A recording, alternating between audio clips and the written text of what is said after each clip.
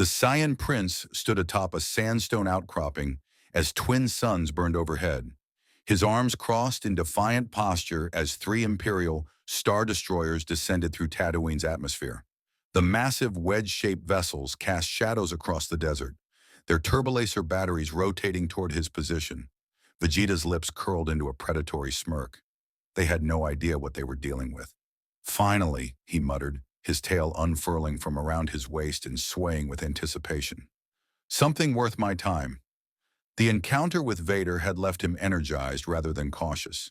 That black-armored fool possessed considerable power, this force energy they wielded, but it paled in comparison to true Saiyan might. The Emperor's lapdog had retreated after their clash, undoubtedly reporting back to his master. Good. Let them send their armies. Vegeta would paint the desert red with Imperial blood.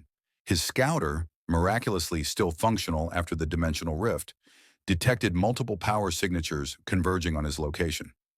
Hundreds of stormtroopers, several of those red-armored guards he'd seen with the Inquisitors, and something else.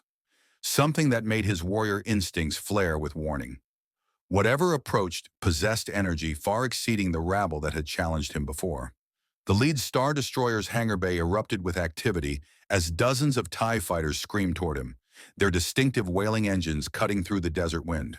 Behind them, larger transport ships descended, disgorging what appeared to be walker vehicles, massive four-legged machines bristling with weapons. If you want to see more characters enter the Star Wars galaxy, hit that subscribe button and drop the name of a character you'd want to see in the comments below. May the Force be with you. Vegeta's aura exploded around him, golden energy crackling across his body as he powered up. The sand beneath his feet vaporized instantly, forming a crater of glass. His battle-worn armor, white and gold, bearing the royal crest of planet Vegeta, gleamed in the twin sun's light as his power signature doubled, then tripled. The first wave of TIE fighters opened fire, green laser bolts converging on his position. Vegeta didn't bother dodging. He raised one hand dismissively, and the energy blast deflected off an invisible barrier of Kai, exploding harmlessly in the air around him. With a contemptuous flick of his wrist, he launched a volley of Kai blasts that tore through the fighter formation like tissue paper. Metal screamed and engines detonated in brilliant fireballs that lit up the afternoon sky. Pathetic, Vegeta spat, watching the debris rain down. Is this the best your empire can muster? The AT-AT walkers opened fire next, their massive cannons unleashing devastating barrages. The ground erupted around Vegeta in geysers of sand and rock, but the Saiyan prince had already vanished, moving at speeds that made him effectively invisible to the Imperial targeting systems. He reappeared directly in front of the lead walker's cockpit viewport, hovering in midair, with his arms still crossed. The pilot's eyes went wide with terror in the split second before Vegeta's fist punched through the reinforced transparent steel like it was paper. The walker's head exploded from within, hydraulics shrieking as the massive machine toppled forward. Vegeta was already gone, appearing beside the second walker. This time he didn't waste effort on precision. A single key blast to the vehicle's main body joint severed the war machine in half. Aboard the command Star Destroyer's bridge, Admiral Jared Montferrat watched his assault force being systematically dismantled and felt cold sweat trickle down his spine. He'd commanded capital ships during the Clone Wars, faced separatist droid armies, and even survived an encounter with a Jedi general. Nothing in his experience had prepared him for this. Admiral, we've lost all ground forces, his tactical officer reported, voice shaking. The target is... He's moving too fast for our targeting computers to track. Power readings are off the scale. Deploy the purge troopers, Montferrat ordered, his hand hovering over the comm panel that would connect him directly to the ship's most dangerous passenger, and inform Lord Vader that the target is as formidable as reported. In the Star Destroyer's meditation chamber, Darth Vader stood before a holographic projection of Emperor Palpatine. The flickering blue image of the Emperor leaned forward, yellow eyes burning with barely contained fury. This Saiyan has made a mockery of our forces, Lord Vader, Palpatine hissed. First he destroys an Inquisitor, then he refuses my generous offer of service. His power is considerable, but he is still mortal. Bring me his corpse, or bring me his obedience. I will tolerate no third option. As you wish, my master, Vader intoned, his respirator punctuating each word with mechanical rhythm. The prince will kneel, or he will die. The hologram flickered out, leaving Vader alone with his thoughts. He had felt the Saiyans' power during their first encounter, raw, primal, utterly divorced from the Force, yet somehow equally potent. It reminded him of something wild and unchained, a force of nature given sentient form. Anakin Skywalker had once dreamed of freedom, of breaking chains. Vader crushed such weakness, but he recognized in Vegeta what he himself had lost: absolute refusal to bow. That made the Saiyan dangerous. That made him a threat to everything the Empire represented. Vader's cape billowed as he strode from the chamber, his lightsaber already in hand. On the surface, Vegeta stood amid a field of burning wreckage and broken war machines, barely breathing hard. The stormtroopers who'd attempted to rush his position lay scattered like broken dolls, their white armor scorched and cracked. He sensed more coming, much more. The entire Imperial fleet was mobilizing against him. His scouter chirped urgently. A power signature was descending from the lead Star Destroyer, one he recognized immediately. Vader had come personally. About time, Vegeta growled, cracking his knuckles. Let's see if you fight better than your toys. The air pressure changed as a Lambda-class shuttle descended, its wings folding upward as it touched down 50 meters away. The boarding ramp lowered with a hydraulic hiss, releasing a cloud of vapor that rolled across the sand. Through that mist, a figure emerged, black armor gleaming, red lightsaber igniting with a snap hiss that echoed across the desert. Respirator breathing steady and ominous. Darth Vader had arrived for round two, and this time, one of them would not walk away. The desert wind died as if nature itself held its breath. Vegeta and Vader stood separated by 50 meters of scorched sand, two warriors whose very presence warped the space around them. The Saiyan's golden aura flickered like living flame, while the Dark Lord's presence in the Force radiated outward, like an expanding storm cloud, crushing and absolute. You've returned for more humiliation, Vader? Vegeta called out, his voice dripping with contempt. I thought our last encounter would have taught you to stay in your lane. Vader's lightsaber hummed, its crimson blade casting hellish light across his mask. You mistake mercy for weakness, Saiyan. The Emperor has given his command. You will submit, or you will be destroyed. He raised his free hand, and Vegeta felt an invisible pressure attempting to constrict around him, the force attempting to crush his throat, his lungs, his very bones. Vegeta's aura exploded outward in response, his Kai shattering the telekinetic grip like glass. Your parlor tricks won't work on me, fool. I am Vegeta, Prince of all Saiyans. I bow to no one, not to your pathetic emperor, and certainly not to his attack dog. The Saiyan prince launched himself forward, closing the distance in a fraction of a second. His fist met Vader's lightsaber in a shower of sparks, ki energy crackling against plasma as their powers collided. The shockwave of impact sent sand exploding outward in a perfect circle, creating an instant crater beneath them. Vader's eyes widened behind his mask. The Saiyan was physically striking his lightsaber, a blade that could cut through durasteel like butter, and his bare flesh remained unharmed, protected by that golden energy field. The Dark Lord pivoted, bringing his blade around in a vicious arc aimed at Vegeta's midsection. The Saiyan didn't block. He simply moved, his speed making Vader's attack seem almost sluggish in comparison. Too slow, Vegeta taunted, appearing behind Vader. His elbow drove into the Dark Lord's spine with tremendous force, sending Vader hurtling forward. The Sith Lord used the momentum, rolling in midair and redirecting himself with a force push against the ground. He landed in a crouch, lightsaber raised defensively. Around them, the remaining Imperial forces maintained a wide perimeter. Purge troopers, elite soldiers equipped with lightsaber-resistant electrostaffs, formed a containment ring, though none dared approach.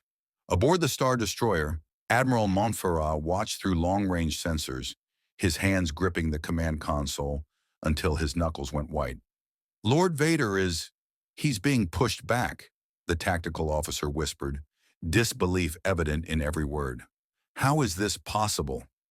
Vader felt it too, the same sensation he'd experienced during their first clash.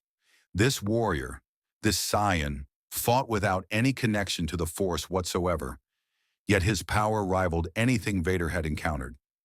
He reached deeper into the dark side, letting its cold fury flow through him. The sand around his feet began to swirl, caught in an invisible vortex as he channeled the Force into a devastating assault. Massive boulders ripped free from the canyon walls kilometers away, hurtling toward Vegeta at supersonic speeds. Simultaneously, Vader unleashed a barrage of force lightning from his fingertips, dark purple electricity that could reduce a living being to ash in seconds. Vegeta's response was brutal in its simplicity. He thrust both hands forward and unleashed a sustained Kai blast that vaporized the incoming boulders before they could reach him. The force lightning struck his energy barrier and dispersed harmlessly, crackling around his aura like a light show. "Is that really the best you've got?" Vegeta laughed, genuinely entertained now. "I've fought children with more power than you." The insult struck deeper than any physical blow could. Vader's rage intensified, feeding his connection to the dark side. He raised both hands and the very ground beneath Vegeta erupted, massive stone pillars shooting upward in an attempt to impale the Saiyan. Vegeta shot into the air, effortlessly dodging the assault, but Vader was already moving. The Dark Lord propelled himself upward with the Force, his lightsaber a blur of crimson death as he pressed the attack. Their battle became an aerial dance of violence. Vegeta's fists and feet moved at blinding speed, each strike powerful enough to shatter starship armor, while Vader's lightsaber and force abilities countered with the precision of decades of combat experience. They clashed and separated, clashed again, each exchange generating shock waves that rattled the Star Destroyers hovering overhead. But Vader was tiring. His cybernetic body, powerful as it was, had limitations. The Saiyan showed no signs of fatigue whatsoever. If anything, he seemed to be enjoying himself more with each passing moment. The realization crept into Vader's mind like a poison. He might actually lose this fight. "You're slowing down, Vader," Vegeta observed, blocking a lightsaber strike with his forearm. The blade scraped against his Kai-reinforced skin, leaving not even a mark. "Let me show you what real power looks like." Vegeta's aura intensified dramatically, the golden energy now streaked with white lightning. His power signature doubled instantly, and the scouters of every Imperial trooper within range exploded simultaneously from the overwhelming reading.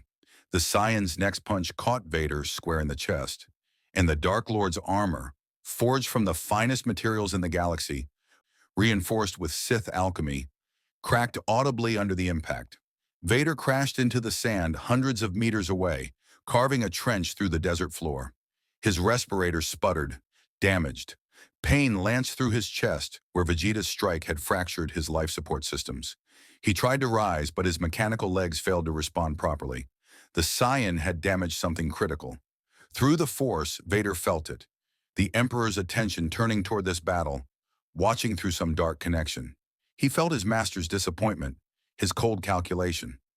Vader had failed to neutralize the threat quickly. He had become a liability. Vegeta landed 20 meters away, arms crossed, that insufferable smirk still plastered across his face. "Get up, Vader. I'm not finished with you yet. Where's that legendary power of the Sith?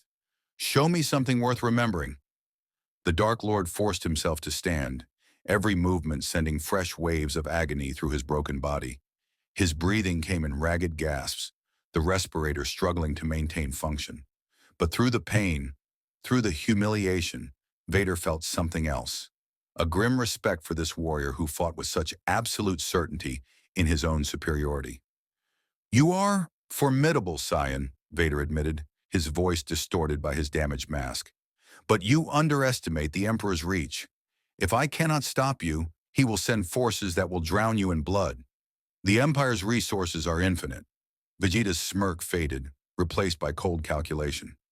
"Then I'll destroy your empire, ship by ship, planet by planet, until there's nothing left but ashes and the memory of my name." Above them, Admiral Montferrat made a decision.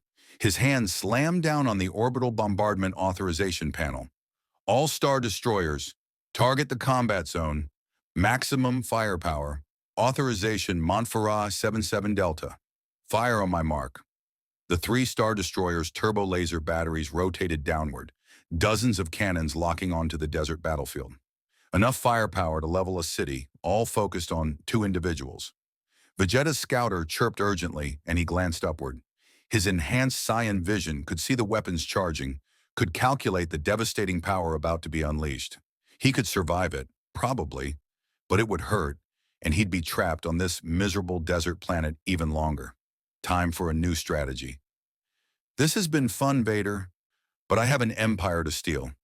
Vegeta's aura exploded around him as he rocketed skyward, not toward escape, but directly toward the lead Star Destroyer. His target wasn't the weapons, it was the ship itself.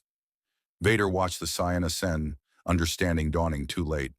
"Admiral, belay that order. He's going for the flagship." But Vegeta was already too fast, too determined. The Saiyan prince had decided that if the Empire wanted to play with orbital bombardment, he would take their toys away from them. Permanently. Vegeta tore through Tatooine's atmosphere like a golden comet, his aura burning away the thin air as he accelerated toward the lead Star Destroyer. The massive warship's point defense cannons tracked his ascent, unleashing torrents of laser fire that painted the sky green.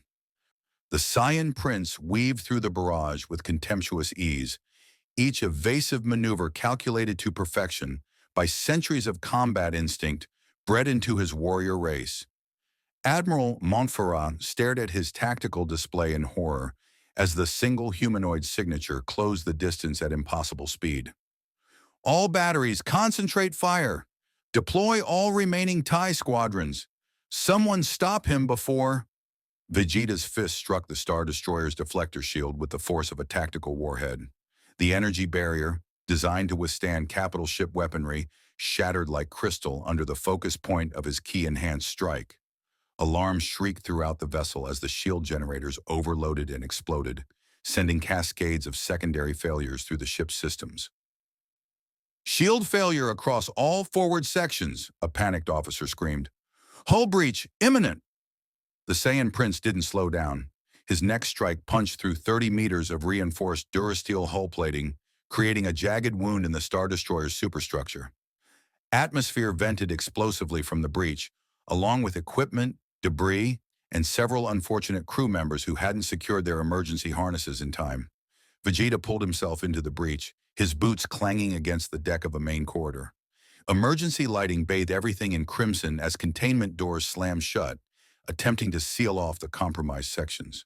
The Saiyan prince stood amid the chaos, brushing dust from his armor with an air of casual disdain. Stormtroopers poured into the corridor from both directions, their E-11 blaster rifles raised. "Hostile intruder on Deck 7. All units converge." "Move and you die tired," Vegeta said coldly. His hand rose, palm open, and a sphere of golden energy formed in his grasp, small, compact, and absolutely lethal. "Drop your weapons and tell me where the bridge is. You have 3 seconds." The lead stormtrooper's rifle wavered.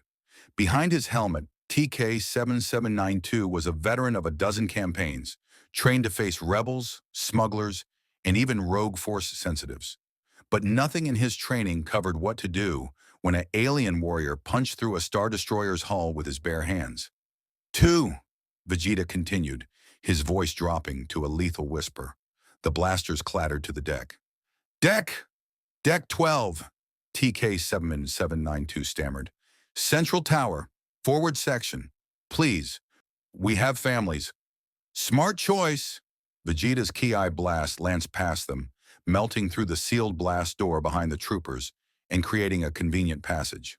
"Now run. Tell everyone you see that this ship belongs to me now." The stormtroopers didn't need to be told twice. They fled in panic, their white armor disappearing into the smoke-filled corridors. Vegeta allowed himself a small smile. Fear was an excellent weapon, one that required no energy expenditure and infinite reusability. He began making his way toward the bridge, following the ship's layout with tactical precision. His scouter had mapped the vessel's basic structure during his approach, and his combat instincts filled in the rest. Every few corridors he encountered more resistance. Stormtroopers, naval officers with sidearms, even a squad of those purge troopers with their electrical weapons. None lasted more than seconds. Vegeta didn't kill unnecessarily, not out of mercy, but out of pragmatism. Dead crew couldn't operate a ship this size, and he'd need them if he was going to commandeer this vessel. Each encounter ended the same way. Overwhelming display of power, enemy surrender, orders to evacuate to non-essential sections. Word spread faster than he could move through the ship. The Saiyan prince was aboard. Resistance was futile. On the bridge, Admiral Montferrat watched his command structure collapse in real time. Deck after deck reported the same thing. The intruder was unstoppable, moving through the ship like a force of nature. Officers abandoned their posts, fleeing toward the escape pods. Discipline, the foundation of imperial military might, evaporated in the face of primal terror. "Admiral, we should evacuate," his executive officer urged, already moving toward the bridge's emergency exit. "The creature is 3 decks away and closing fast." "Belay that." Montferrat's voice was steady despite the fear clawing at his chest. He'd served the Empire for 20 years, fought through the Clone Wars under the Republic banner. He would not abandon his post to some alien barbarian, no matter how powerful. "Seal all access points to the bridge. Deploy the final security contingent, and activate the auto-destruct sequence." The executive officer's face went pale. "Sir, the crew hasn't fully evacuated." The crew knew the risks when they joined the Imperial Navy. "If we cannot hold this vessel, we ensure the enemy cannot claim it." Montferrat's hands moved across his console with practiced efficiency, entering command codes that would turn the Star Destroyer into a massive fusion bomb. "Authorization, Montferrat Alpha Zero. Destruct sequence in 5 minutes." Throughout the ship, a calm, synthetic voice echoed through the intercom system. "Auto-destruct sequence initiated. All personnel evacuate immediately. Detonation in 5 minutes." Vegeta paused mid-stride, his enhanced hearing picking up the announcement. His tail lashed in irritation. These fools were willing to destroy their own ship rather than let him take it? The tactical part of his mind had to admire the ruthlessness, even as it complicated his plans. Fine, he'd just have to work faster. The Saiyan prince abandoned stealth entirely, his aura exploding around him as he blasted straight upward through deck after deck. Metal shrieked and gave way like tissue paper as he carved a direct path toward the bridge, ignoring corridors and access lifts entirely. Crew members dove aside as he passed, their screams lost in the thunder of his passage. Montferrat felt the ship shudder as something massive tore through its internal structure. On his tactical display, a golden energy signature moved straight toward them like a torpedo. "Brace for..." The ceiling exploded inward. Vegeta descended through the shower of debris and sparks, landing in a crouch on the bridge's command platform. Smoke and dust swirled around him as he straightened, his eyes scanning the officers who'd remained at their posts. Most were frozen in terror. A few reached for sidearms with trembling hands. "Brave," Vegeta acknowledged, nodding toward Montferrat. "Stupid but brave. You're the Admiral?" Montferrat drew himself up to his full height, meeting the Saiyan's gaze with military bearing, despite the fear threatening to overwhelm him. "Admiral Jared Montferrat, commanding officer of the Imperial Star Destroyer Tyrannical, and you are trespassing on Imperial property, subject to summary execution under naval law. Your ship, your crew, your problem." Vegeta gestured dismissively at the countdown timer, now displayed on every screen. 4 minutes until this vessel becomes a cloud of superheated atoms. I assume you have some way to stop that? I do. Montferrat's hand hovered over his command console. But why would I help you steal an Imperial Star Destroyer? Vegeta's expression shifted, a predatory gleam entering his eyes. Because, Admiral, I can sense your emotions even without this forced nonsense everyone keeps babbling about. You're not a fanatic. You're a soldier who's tired of watching incompetent fools give orders that get your people killed. How many crew did your Emperor sacrifice today trying to capture me? 300? 500? The Admiral's jaw tightened. The Saiyan had struck closer to home than he could have known. Montferrat had lost 643 crew members in the assault on the surface. Good people, reduced to casualties in a battle that should never have been fought. The Emperor's orders had been clear: capture or kill the Saiyan, regardless of cost. Human life was expendable. Imperial pride was not. You have no idea what you're talking about, Montferrat said. but his voice lacked conviction. Don't I? Vegeta took a step closer, his presence overwhelming in the confined bridge. I've conquered planets, Admiral. I've served under tyrants who viewed their soldiers as ammunition. I know exactly what your Emperor thinks of you. Your tools, nothing more. Useful until you break, then discarded. 3 minutes remained. So here's your choice, Vegeta continued. Die with your ship in some grand gesture of imperial loyalty that no one will remember or appreciate. Or help me take this vessel, keep your crew alive, and maybe, just maybe, survive long enough to see what happens when someone with real power decides to shake up this rotten galaxy. Montferrat's mind raced. Treason. The word tasted like poison, but beneath it, deeper than loyalty to the Empire, was something more fundamental. Duty to his crew. The men and women who trusted him to bring them home alive. 2 minutes. If I do this, Montferrat said slowly, you guarantee the safety of my crew? The ones who don't try to kill me? Sure. Vegeta shrugged. I need them anyway. Can't fly a ship this size by myself. The Admiral's hand moved to his console. Command codes flowed from muscle memory, bypassing security protocols he'd spent years learning. The countdown froze at 1 minute, 37 seconds. The auto-destruct disengaged with a mechanical whir that seemed deafening in the sudden silence. You've just signed all our death warrants, the executive officer whispered from his station. The Emperor will hunt us to the edges of the galaxy. Then we'd better learn to run fast, Montferrat replied. He looked at Vegeta, seeing something in the alien warrior's eyes that might have been respect. The ship is yours, Scion. What are your orders? Vegeta's grin was absolutely feral. First, get us out of Tatooine's orbit before your friends on the other Star Destroyers realize what's happened. Second, plot a course to the nearest Imperial installation. I want to see how your Emperor reacts when one of his own ships shows up with new management. On the desert surface below, Darth Vader watched through the Force as the lead Star Destroyer broke formation and accelerated away from Tatooine, its hyperspace engines charging. He felt Admiral Montferrat's presence aboard the vessel, alive, unharmed, but changed, compromised. The Scion had done the impossible. He'd stolen an Imperial Star Destroyer from under the Empire's nose. Vader's fist clenched, crushing a piece of debris into powder. The Emperor would be furious, and that fury would demand blood. The Tyrannical's engines roared to life, propelling the massive Star Destroyer away from Tatooine at full sublight speed. On the bridge, Admiral Montferrat coordinated with his remaining crew, their faces pale but focused. They were professionals, trained to function even in the most impossible circumstances. And commandeering an Imperial vessel under the command of an alien warrior definitely qualified as impossible. Hyperspace calculations complete, sir, the navigation officer reported, his voice only slightly trembling. Course plotted to the Arcanis sector as ordered. Vegeta stood at the viewport, arms crossed, watching Tatooine's desert surface recede into the distance. Behind him, he could sense the two remaining Star Destroyers repositioning, their weapons charging. They hadn't opened fire yet, probably trying to establish communication, confirm what their sensors were telling them. That would change soon. Admiral, incoming transmission from the Inexorable, the communications officer announced. Captain Vaughn demands to speak with you immediately. Ignore it, Vegeta ordered before Montferrat could respond. Charge weapons. Target their engines and shield generators. I want them crippled, not destroyed. Montferrat hesitated for only a fraction of a second before relaying the commands.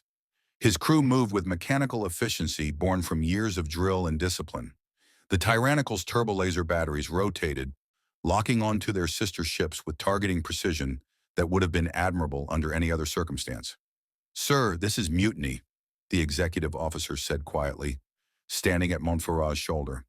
There's still time to turn back, claim we were under duress. And how long do you think that claim would last, Commander Yellen? Montferrat's voice was tired, resigned to the path he'd chosen. The Emperor doesn't forgive perceived weakness. We'd be executed for allowing the ship to be taken in the first place. At least this way, we have a chance.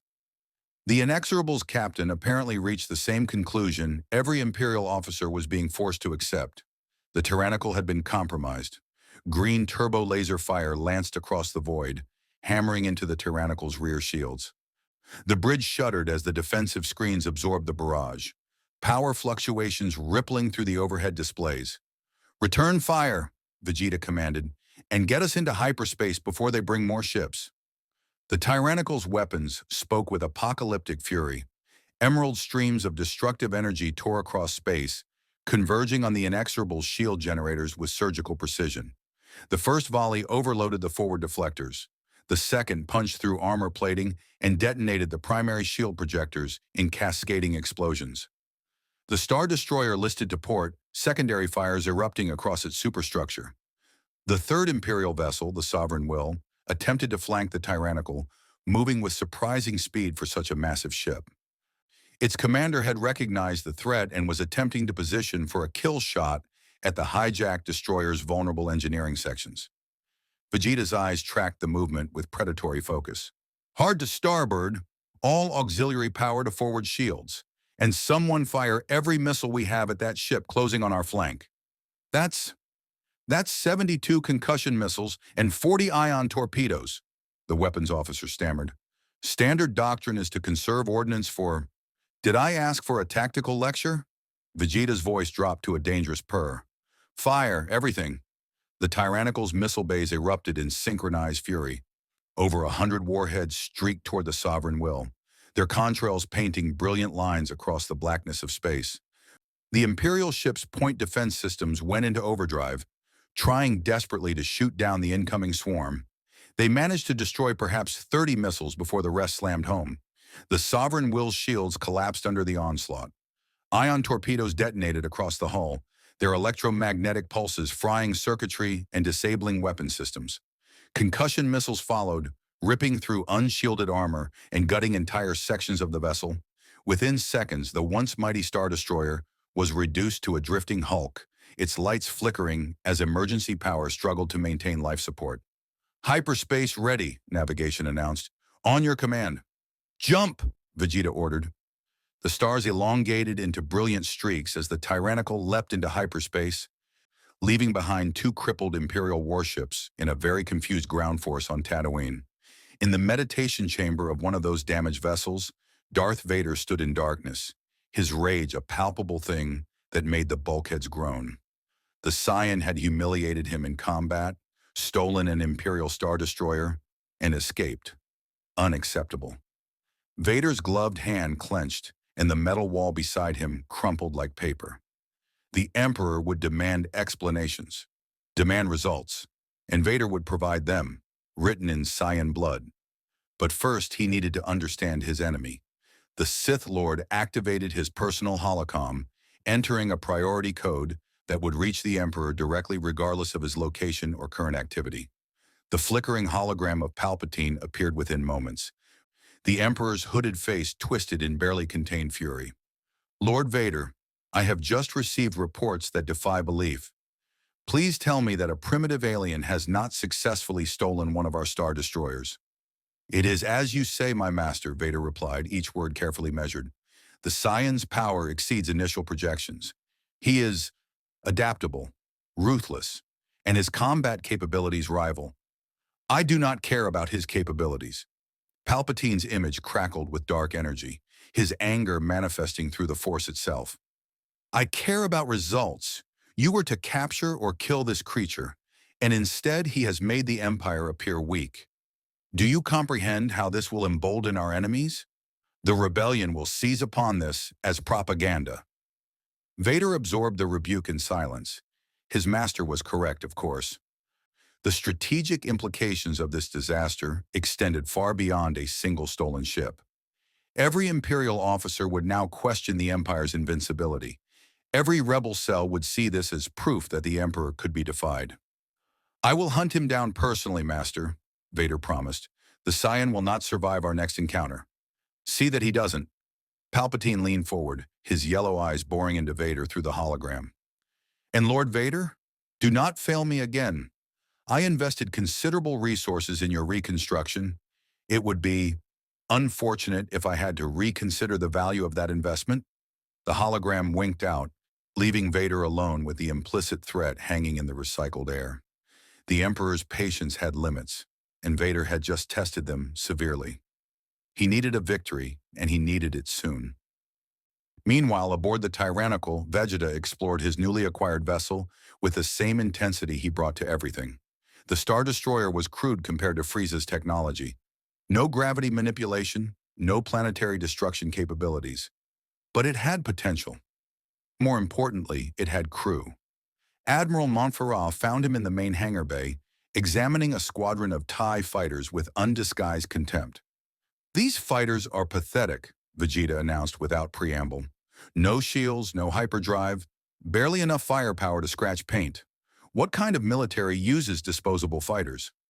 "The Empire values overwhelming numbers over individual pilot survival," Montferrat explained, falling into step beside the Saiyan. "TIE fighters are cheap to produce and easier to replace than training elite pilots. That's the stupidest tactical doctrine I've ever heard." Vegeta kicked one of the TIE fighter's landing struts, denting the metal. "On my homeworld, every Saiyan warrior was worth a battalion. Quality over quantity, always. Your homeworld?" Montferrat seized on the opening, hungry for information about this being who'd just upended his entire life. "Where exactly do you come from?" Vegeta's expression darkened, old pain flickering across his features before being ruthlessly suppressed. "A place that no longer exists. Planet Vegeta was destroyed when I was a child. My race, the Saiyans, are nearly extinct now. I'm one of the last." The Admiral absorbed this information, pieces clicking into place. An alien warrior from a dead world, presumably with a grudge against whoever destroyed it.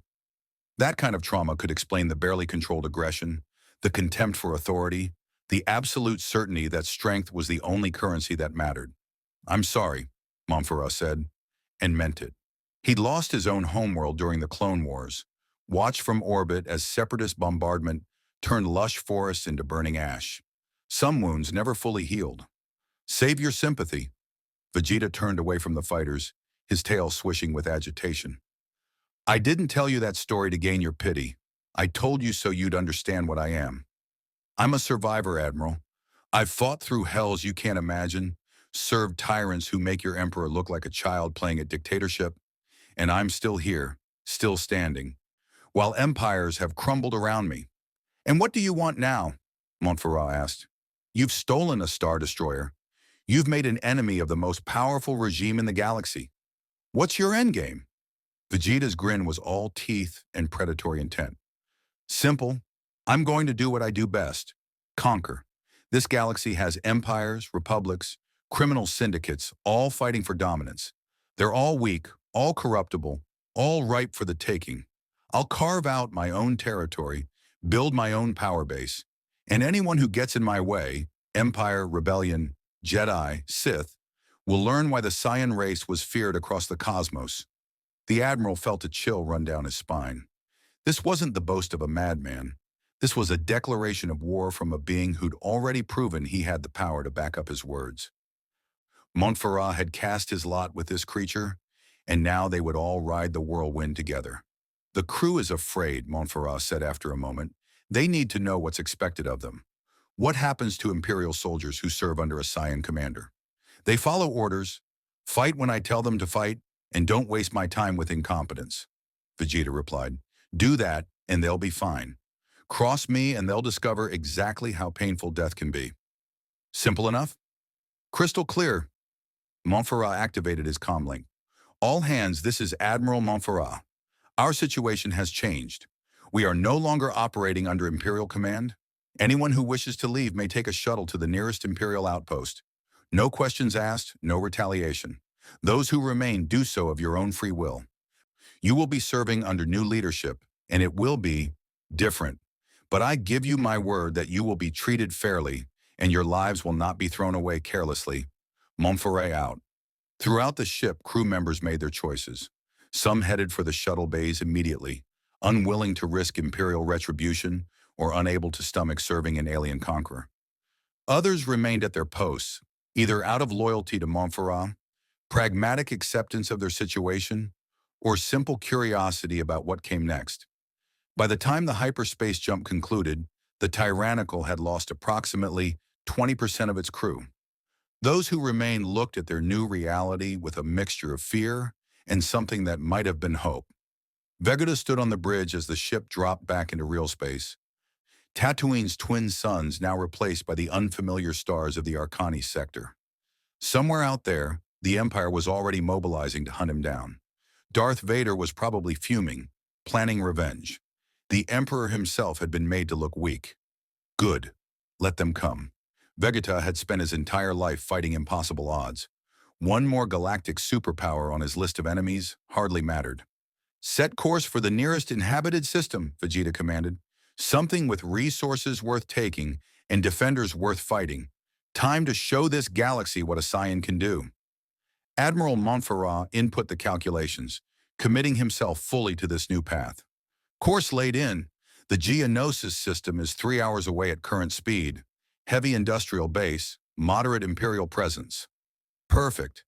Vegeta's aura flickered around him, golden energy dancing across his skin. Let's go introduce ourselves. The Tyrannical's engines flared as it accelerated toward its new destination, carrying with it the seeds of chaos that would shake the galaxy to its foundations. The crimson sands of Geonosis filled the viewport as the Tyrannical emerged from hyperspace at the edge of the system. The desert planet hung like a rust-colored jewel against the void, its surface dotted with massive spire cities and industrial complexes that had once served as the separatist droid factories during the Clone Wars. Now those same facilities churned out weapons and equipment for the Empire, staffed by forced labor and overseen by Imperial occupation forces. Scanning Imperial presence, the sensor officer reported, fingers dancing across his console. 2 Arquaitans-class light cruisers in orbital patrol, 1 Gusanti-class freighter conducting cargo operations, and approximately 15,000 ground personnel across the major industrial centers. Standard garrison strength. Vegeta studied the tactical display with growing interest. The planet's defenses were substantial but not overwhelming, perfect for testing his new acquisition's capabilities. More importantly, those industrial facilities represented exactly what he needed: manufacturing capacity, resources, and skilled labor. If he was going to build a power base in this galaxy, he'd need all three. Admiral, we're being hailed, communications announced. Imperial frequency. They're requesting our identification codes and mission parameters. Montferrat glanced at Vegeta, waiting for direction. The Saiyan Prince considered his options. They could attempt deception, transmit valid Imperial codes and try to bluff their way into position, or they could announce themselves and watch the chaos unfold. Open a channel, Vegeta decided. Let's see how these fools react to an honest introduction. The communications officer hesitated, then complied. A holographic projection materialized above the command console, showing a stern-faced Imperial captain aboard one of the Arquaitans' cruisers. The man's expression shifted from professional courtesy to confusion as he registered Vegeta's distinctly non-human appearance, standing at the Admiral's side. This is Captain Durenz of the Imperial Light Cruiser Persistence. Admiral Montferrat, your vessel is flagged in our database as operating under direct Imperial intelligence jurisdiction. However, your current heading and the irregular presence I'm detecting aboard your bridge suggests a security breach. Explain yourself immediately. Captain Durenz, Montferrat began, his voice steady despite the surreal nature of what he was about to say. The Tyrannical is under new management. We have no hostile intentions toward your garrison forces, but we are claiming this system's industrial output for our own purposes. I strongly suggest you stand down and avoid unnecessary casualties. The hologram flickered as Durenz's face flushed with anger. Have you lost your mind, Montferrat? That's treason. Surrender your vessel immediately, or we will open fire. Your mistake, Vegeta said, stepping forward into the projection field. Not his. I'm Vegeta, Prince of all Saiyans, and this ship serves me now. You have one chance to abandon those cruisers and evacuate to the surface. After that, I stop being diplomatic. Durenz stared at the alien warrior for a long moment, his military training warring with self-preservation instinct. You're insane. 2 light cruisers against a star destroyer is a mismatch, but Command will have an entire fleet here within... Vegeta raised his hand and fired a ki blast through the holographic projection, the golden energy bolt lancing across a vacuum toward the Persistence. The beam struck the light cruiser's forward shields with such concentrated force that the entire defensive screen collapsed instantly. The ship lurched violently, alarms screaming across its bridge as systems overloaded. "That was a warning shot," Vegeta said calmly, as if he hadn't just crippled a warship from across the system. "The next one goes through your reactor. Choose quickly, Captain. I'm not known for my patience." The hologram cut out abruptly. On the tactical display, both Arquiten's cruisers immediately altered course, accelerating away from the Tyrannical while launching their full complement of TIE fighter squadrons. 48 fighters formed up in attack formation, screaming toward the Star Destroyer with the desperate courage of pilots who knew they were probably already dead but refused to surrender without a fight.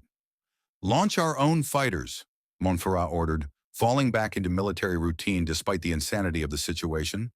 "Establish defensive screen and belay that," Vegeta interrupted. "Keep our ties in the hangar. I'll handle this personally." The Admiral opened his mouth to protest, realized how ridiculous that would sound, and closed it again. He'd already seen Vegeta punch through a Star Destroyer's hull and steal it. A few dozen fighters probably weren't even a warm-up exercise for the Saiyan. Vegeta strode toward the bridge's emergency airlock, his aura beginning to manifest around him in preparation for vacuum exposure. "Admiral, once I'm outside, bring the ship into bombardment range of those industrial complexes. I want those facilities intact when this is over. We'll need them. Target any Imperial ground forces that resist, but avoid civilian casualties. Understood?" "Understood," Montferrat confirmed, though his mind reeled at the casual way Vegeta discussed orbital bombardment as if it were a routine resupply operation. "But the TIE fighters? Surely you don't intend to face them alone in open space?" Vegeta's grin was absolutely feral. "Admiral, I've fought in the vacuum of space since I was 5 years old. These pilots have no idea what they're about to encounter." The airlock cycled open, and Vegeta launched himself into the void. The sensation of hard vacuum was familiar, almost comforting. No air resistance, no atmospheric friction, just pure unrestricted movement powered by his Kai. Vegeta's aura flared brilliantly as he accelerated toward the incoming TIE fighter swarm, his body protected by the same energy field that allowed Saiyans to survive in the most hostile environments imaginable. Through his scouter, he could read the pilot's power signatures, pathetically weak, barely registering on the scale he was accustomed to. These weren't warriors. They were technicians, strapped into death traps, sent to die against a threat they couldn't possibly comprehend. The lead TIE opened fire, green laser bolts converging on Vegeta's position. The Saiyan didn't bother dodging. The blaster fire struck his Ki shield and dispersed harmlessly, as ineffective as throwing rocks at a tank. Vegeta raised both hands and unleashed a wide-angle energy wave that caught 6 fighters in its path. The TIEs simply disintegrated, their fragile hulls unable to withstand even a fraction of his power. The remaining fighters scattered, their pilots' voices flooding the comm channels with panic and disbelief. Vegeta pursued with ruthless efficiency, moving through three-dimensional space with grace that made the TIEs' maneuvering look clumsy by comparison. He didn't use full power. That would be wasteful and dishonorable against such weak opponents. Instead, he picked them off methodically, each key blast precisely calibrated to destroy fighters without wasting energy. Within 3 minutes, the entire TIE squadron was reduced to expanding clouds of debris. Vegeta hung motionless in the vacuum, surveying his handiwork with satisfaction. Movement caught his attention. The 2 Arquiten's cruisers were attempting to flee, their hyperspace engines charging as they realized the battle was already lost. "Not so fast," Vegeta muttered. He extended both arms and gathered energy into his palms, feeling the familiar rush of power flowing through his body. "Gallic gun!" Twin beams of purple-blue energy erupted from his hands, crossing the distance to the fleeing cruisers in seconds. The first beam struck the Persistence's engine section, detonating the hyperdrive just as it attempted to jump. The explosion was spectacular, a brief sun blooming in the darkness before fading to scattered wreckage. The second cruiser, the Relentless, managed to activate its hyperdrive at the last possible instant. Vegeta's Gallic gun clipped its stern just as it entered hyperspace, the energy blast tearing away half the ship's aft section. The cruiser's jump was catastrophically interrupted, dumping it back into real space a few thousand kilometers away as a tumbling, crippled hulk. Vegeta accelerated toward the damaged vessel, landing on its hull with enough force to dent the armor plating. He could sense the crew inside, terrified, injured, dying. Part of him, the part that had served under Frieza, the part that had destroyed countless civilizations, felt nothing but contempt for their weakness. But another part, newer and still uncomfortable, remembered what it felt like to be the weaker fighter facing impossible odds. These people were defeated. Continuing to slaughter them would be pointless cruelty, not strength. The Saiyan prince placed his palm against the hull and carefully controlled a Kai pulse, burning through metal to reach the command deck. He tore open the breach and pulled himself inside, finding Captain Duren slumped in his command chair, blood streaming from a head wound. You're... you're a monster, Duren's gasped, his eyes wide with shock and pain. The Empire will destroy you for this. Probably, Vegeta agreed. But not today. Get your people to the escape pods. This ship is done. Why? The captain coughed, red droplets spattering his uniform. Why spare us? You've already won. Because you fought with courage, and I respect that. Vegeta hauled the wounded officer to his feet with surprising gentleness. Now move before I change my mind. He carried Durenz to the emergency evacuation section, deposited him near a functioning escape pod, and returned to space. Behind him, escape pods began launching from the dying cruiser like seeds from a dying flower, each one carrying survivors who would tell stories of the alien warrior who destroyed an Imperial squadron single-handedly. Vegeta returned to the Tyrannical to find Admiral Montferrat coordinating the orbital bombardment of Imperial ground installations with surgical precision. Turbo laser fire lanced down from orbit, striking military barracks, communication arrays, in vehicle depots while carefully avoiding the industrial facilities and civilian population centers. Status report, Vegeta demanded, shaking frost from his armor as he re-entered the ship through the airlock. Minimal Imperial resistance on the surface. Montferrat replied, his tactical display showing green indicators across most of the planet. The garrison commander surrendered after we destroyed their command center. We're currently negotiating terms with the Geonosian Hive Council. They're the indigenous population that actually operates most of the factories. Negotiate? Vegeta's eyebrow arched. Why negotiate with insects? Because these insects are skilled engineers and craftsmen, Montferrat explained patiently. The Geonosians designed and built the first Death Star's superlaser, among other Imperial weapons. If we want to utilize this planet's industrial capacity, we need their cooperation. And unlike the Empire, which enslaved them, we might actually earn their loyalty by treating them as sentient beings. Vegeta considered this. His Saiyan instinct screamed to simply conquer and dominate, to rule through fear and strength.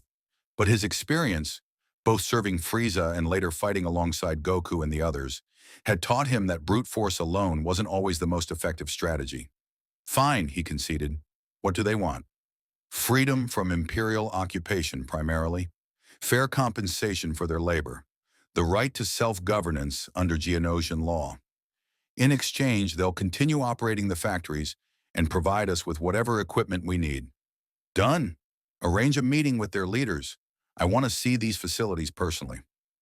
2 hours later, Vegeta stood in the massive underground hive complex that housed the primary weapons manufacturing facility. The cavern was enormous, easily the size of 10 city blocks, filled with assembly lines, forge stations, and engineering bays where Geonosian workers crafted everything from blaster rifles to starfighter components. The Geonosian Archduke, a large insectoid being named Poggle II, chittered and clicked at Vegeta through a protocol droid translator. You are the warrior who defeated the Empire's ships? The one called Vegeta? I am, Vegeta confirmed, studying the production lines with calculating interest. And you're the bug who's going to make me weapons. The translator droid hesitated before rendering the insult, but Poggle simply laughed, a strange clicking sound that echoed through the cavern. Direct, honest, better than the Empire's false promises. Very well, Saiyan Prince. The Hive will work with you, but know this, we Geonosians remember those who honor agreements, and we remember those who betray us. Choose which you will be. I'm a warrior, not a politician, Vegeta replied. I keep my word because anything less is cowardice. You do your job, I'll do mine. We'll get along fine. Poggle's mandibles clicked in what might have been approval. Then welcome to Geonosis, Vegeta of the Saiyans. I believe this is the beginning of a very interesting alliance. As Vegeta toured the facilities, watching Geonosian engineers craft weapons with precision that impressed even his critical eye, a thought occurred to him. He'd stumbled into this galaxy expecting to find himself alone, struggling to survive in an alien environment. Instead, he'd stolen a Star Destroyer, gained a crew of former Imperial soldiers, and now controlled one of the galaxy's premier weapons manufacturing centers. Not bad for a few days' work. But this was only the beginning. The Empire would come for him eventually, probably sooner rather than later. Darth Vader wouldn't rest until they'd settled their score. And somewhere out there, the Emperor himself was undoubtedly planning exactly how to eliminate this new threat to his order. Let them come. Vegeta had faced gods and monsters, survived the destruction of his entire race, clawed his way up from weakness to power through sheer stubborn will. If this empire wanted war, he'd give them one they'd never forget. The Saiyan prince smiled, feeling the familiar rush of anticipation that came before every great battle. This galaxy had no idea what it had unleashed. 3 days after the conquest of Geonosis, the Tyrannical hung in high orbit like a silent predator, its hull bristling with newly installed weapon systems that the Geonosian engineers had retrofitted during round-the-clock operations. Vegeta stood in the observation deck, watching swarms of worker drones ferry equipment and materials between the planet's surface and his captured warship. The efficiency impressed him. These insectoids worked with a coordination that rivaled even the most disciplined military forces he'd encountered. Admiral Montferrat entered the observation deck carrying a datapad, his expression troubled. "We have a problem." "Only one?" Vegeta didn't turn from the viewport. "That's an improvement." "The rebellion has made contact," Montferrat explained, pulling up a holographic message recorded on an encrypted frequency. "They want to discuss an alliance." The hologram materialized. A woman in her late 20s with dark hair pulled back in a practical style, wearing senatorial robes that had seen better days. Her eyes held the kind of determination Vegeta recognized in warriors who'd accepted they might die for their cause. Princess Leia Organa, according to the datapad's identification protocols. "Admiral Montferrat," Leia's recorded message began, her voice carefully neutral. "We've received reports of an Imperial Star Destroyer operating independently and striking at Imperial installations. We've also heard rumors of an alien warrior with extraordinary abilities leading this effort. The Rebel Alliance believes we may share common enemies, if not common goals. I'm willing to meet in person to discuss potential cooperation. Transmit coordinates if you're interested. Organa out." Vegeta's eyes narrowed. The rebellion. The group of idealistic fools trying to overthrow the Empire through guerrilla warfare and hope? "That's, one way to describe them," Montferrat said carefully. "Though they've scored some significant victories. They destroyed the Death Star at Yavin, which was supposed to be the Empire's ultimate weapon. That took considerable skill and courage. Or considerable luck." Vegeta finally turned from the viewport, his arms crossed. "What do these rebels want from me? Cannon fodder for their revolution? A powerful weapon to throw at Imperial targets while they hide in their secret bases?" "Probably," Montferrat admitted, "but they also have resources we don't. Intelligence networks, hidden supply depots, contacts throughout the galaxy. And unlike the Empire, they're not going to send endless fleets to destroy us on principle. An alliance could be strategically valuable." Vegeta snorted derisively. "I don't do alliances with weaklings who need someone else to fight their battles." But he paused, tactical considerations overriding his immediate dismissal. "Intelligence is useful, and I want to meet this princess who thinks she can negotiate with me. Set up the meeting, somewhere neutral, defensible, and far from Imperial patrol routes." "I'll make the arrangements," Montferrat said, relief evident in his voice. The Admiral had clearly expected more resistance to the idea. 2 days later, Vegeta stood in the cargo bay of a Lambda-class shuttle as it descended toward a remote asteroid station in the Polis Massa system. The facility had once served as a medical center during the Clone Wars. now abandoned except for occasional use by smugglers and those who valued privacy over comfort. Perfect for a clandestine meeting. The shuttle's pilot, one of Montferrat's most trusted officers, brought them in smoothly, magnetic clamps engaging with the station's external docking ring. Vegeta could sense life signs inside the facility through his scouter. 5 individuals, 2 with power levels slightly elevated above human baseline, probably bodyguards with combat training. Stay with the ship, Vegeta ordered the pilot. If I'm not back in 2 hours, assume negotiations failed and return to the Tyrannical. Sir, are you certain you don't want backup? If this is a trap, then I'll destroy everyone in the station and leave. Vegeta's tone left no room for argument. I've faced worse odds than 5 rebels. The airlock cycled open, revealing a sterile corridor that still bore faint scorch marks from some long-ago battle. Vegeta strode forward confidently, his boots echoing on the metal deck plating. His tail swayed behind him, a visible reminder of his alien nature that he made no effort to conceal. The corridor opened into what had once been a medical bay, now repurposed as a makeshift conference room. Princess Leia stood beside a holographic tactical display, flanked by 4 individuals who radiated barely suppressed tension.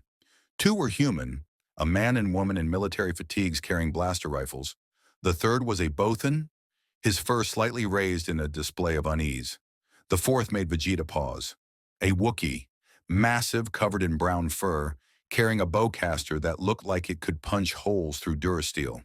The creature's power level registered significantly higher than the others. Not warrior class by Saiyan standards, but respectable for this galaxy. Prince Vegeta, Leia said, stepping forward with diplomatic poise that seemed at odds with her youth. Thank you for agreeing to meet.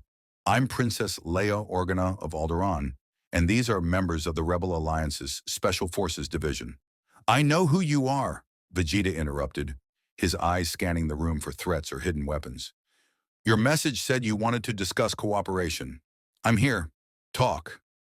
Leia's jaw tightened slightly at his rudeness, but she maintained her composure. The Rebel Alliance has been monitoring your activities since Tatooine. You've stolen an Imperial Star Destroyer, defeated Darth Vader in single combat, and conquered Geonosis with minimal casualties. That's more damage to the Empire in 1 week than some rebel cells accomplish in years. Your point? My point is that we could accomplish far more working together than we could separately, Leia said, activating the tactical display. Star systems appeared in red and blue, showing Imperial strongholds and known rebel positions.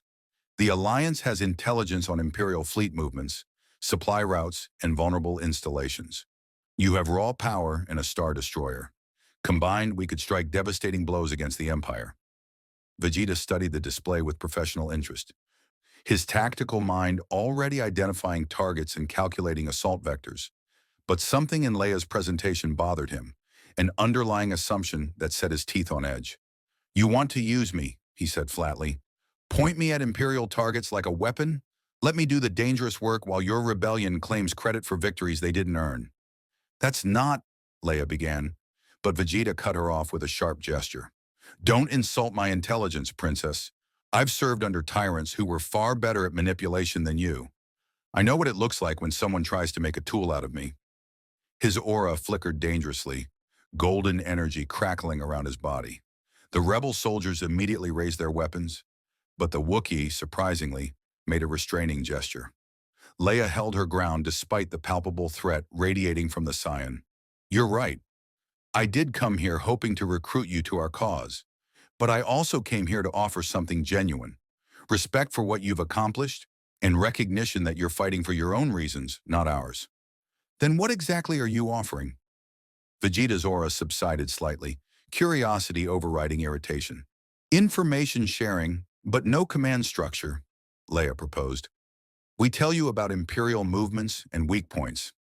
You attack whatever targets you choose, however you choose. When our objectives align, we coordinate. When they don't, we operate independently. No obligation, no strings attached. Vegeta considered this. It was more reasonable than he'd expected, and far more pragmatic than the idealistic nonsense he'd anticipated from rebels. And what do you get out of this arrangement? The satisfaction of knowing that every Imperial installation you destroy is one less threat to freedom in the galaxy, Leia said, then added with brutal honesty. And yes, the propaganda value of having someone with your power defying the Empire. I won't lie to you, Vegeta. The rebellion needs symbols of hope, and you've become one whether you intended to or not. The Saiyan Prince barked a harsh laugh. A symbol of hope? That's rich. I'm a warrior from a dead race who conquered planets for profit before I ended up in this galaxy. I'm not a hero, Princess. I'm a survivor who happens to hate your empire because it reminds me too much of the tyrant I used to serve. I don't need you to be a hero, Leia replied, her voice softening. I need you to be exactly what you are. Someone powerful enough to challenge the Empire and too proud to kneel. That's more valuable than 100 heroes who fight for noble causes and die in forgotten battles. Vegeta studied her face, searching for deception or manipulation. Instead, he found something unexpected, genuine understanding. This young woman had lost her homeworld. He'd heard that much from Montferrat's intelligence briefings. Alderaan, destroyed by the Empire's Death Star as a demonstration of power. She understood loss, understood the rage that came from having everything taken away. Fine, Vegeta said after a long silence. We'll share information, but understand this, Princess. I'm not joining your rebellion. I'm not fighting for freedom or democracy or any of your idealistic garbage. I'm building my own power base, and anyone who gets in my way, empire, rebellion, or otherwise, will be destroyed. If that happens to benefit your cause, consider it a happy coincidence. I can accept those terms, Leia said, extending her hand. Though I hope in time, you might see that our goals aren't as different as you think. Vegeta ignored the offered handshake, turning toward the tactical display instead. Show me everything you know about Imperial fleet positions in the Outer Rim. If I'm going to keep hitting them, I need to know where they're vulnerable. The Wookiee, introduced as Chewbacca, though Vegeta couldn't care less, growled something in his native language. The Bothan translated, he says you fight with honor for a hairless being. That's high praise from a Wookiee. Tell your walking carpet I've fought bigger and hairier than him, Vegeta replied, but there was no real malice in his voice. The Wookiee had shown warriors' instincts during the tense moment earlier, recognizing when a threat was genuine versus posturing. That earned a sliver of respect. For the next hour, Vegeta absorbed intelligence data with the focused intensity of a predator learning prey migration patterns. The rebellion had extensive information on Imperial supply convoys, garrison strengths, and fleet movements. More importantly, they had insider intelligence from sympathizers within the Imperial bureaucracy, the kind of information that couldn't be obtained through simple reconnaissance. This facility, Vegeta pointed to a red indicator in the Fondor system. What is it? Imperial Shipyard, Leia explained. One of the largest in the Outer Rim. They construct star destroyers, support vessels, and repair damaged capital ships. Heavily defended. At least 4 star destroyers in permanent orbit, plus defensive platforms and fighter squadrons. Perfect. Vegeta's grin was predatory. That's my next target. That's suicide, one of the rebel soldiers blurted out. Even with a star destroyer, you can't assault Fondor's defenses. The Empire would tear you apart. Your lack of imagination isn't my problem, Vegeta shot back. I didn't ask for your opinion, soldier. I stated a fact. Leia studied the Saiyan's expression, reading absolute confidence in his body language. You have a plan. I always have a plan, Vegeta replied, though it usually involves hitting things until they break. Seems to work well enough. Despite the tension, Leia found herself smiling slightly. This arrogant alien warrior was exactly as abrasive and insufferable as the reports suggested. And somehow, that made him more trustworthy than the smooth-talking diplomats she usually dealt with. At least with Vegeta, you knew exactly where you stood. If you're serious about hitting Fondor, we might be able to help, Leia offered. We have assets in the system, sleeper agents who could disable some of the defensive platforms when you arrive. Give you a better chance of survival. I don't need a better chance, Vegeta said dismissively. But if your people want to make it easier, I won't stop them. Just stay out of my way when the fighting starts. They spent another 30 minutes coordinating communications protocols and establishing dead drop locations for intelligence exchanges. By the time Vegeta returned to his shuttle, He had a functional working relationship with the rebellion. Not an alliance, not friendship, but a pragmatic arrangement between parties with aligned interests. As the Lambda-class shuttle lifted off from the asteroid station, Chewbacca growled a question at Leia. She watched the departing vessel with troubled eyes. "I don't know, Chewie," she admitted. "He's dangerous, unpredictable, and absolutely refuses to follow anyone's lead. But he's also the first person I've met who can face Darth Vader in combat and walk away. If we're going to defeat the Empire, we need people like that." The Wookiee rumbled again, more insistent this time. "You're right to be worried," Leia conceded. "Warriors like Vegeta don't fight for causes. They fight for themselves. And when this is over, if we win, we might have traded one tyrant for another." Back aboard the Tyrannical, Vegeta found Admiral Montferrat waiting in the hangar bay, curiosity written across his face. "How did negotiations go?" the Admiral asked. "Better than expected," Vegeta admitted. "The princess is smarter than she looks. We have an intelligence-sharing arrangement now. No commitments, no obligations, just mutual interest in destroying Imperial assets." "That's surprisingly diplomatic of you, sir." "Don't get used to it," Vegeta warned. "I still think rebels are fools who fight for intangible concepts instead of real power, but they have useful information. And I'm not stupid enough to ignore resources just because I don't like the source." Montferrat nodded, making mental notes about the arrangement. "And our next move?" "Fondor," Vegeta announced, his eyes gleaming with anticipation. "We're going to steal ourselves some more ships." The Fondor system blazed with industrial light as the Tyrannical emerged from hyperspace at the edge of the asteroid belt. Its stealth systems engaged to mask its approach. Through the viewport, Vegeta could see the sprawling orbital shipyards, massive ring structures that dwarfed even star destroyers, their docking bays filled with vessels in various stages of construction. The Empire's military might on full display, arrogant in its assumption of invulnerability. "Tactical assessment," Vegeta commanded, studying the sensor readouts with predatory focus. The sensor officer's fingers danced across his console. 4 Imperial-class Star Destroyers on station, designated Subjugator, Retribution, Iron Fist, and Vindicator. 23 Gazanti-class cruisers handling cargo operations. 15 orbital defense platforms armed with heavy turbolasers and ion cannons. Fighter complement estimated at 200 TIE variants, including interceptors and bombers. Ground-based planetary shields protecting the surface installations. Admiral Montferrat stood beside Vegeta, his expression grim. "This is madness. Even with surprise on our side, those odds are—" "Irrelevant," Vegeta interrupted. "The Princess's agents disabled 3 of those platforms an hour ago. That opens a corridor directly to the shipyard rings. We hit fast, hit hard, and steal whatever isn't bolted down before they can organize a response. And the 4 Star Destroyers? I'll handle those personally." Vegeta's aura began to manifest, golden energy flickering around his body. "You focus on securing the shipyard and getting those under-construction vessels operational. How many Geonosian engineers did we bring?" 50 of their best," Montferrat replied.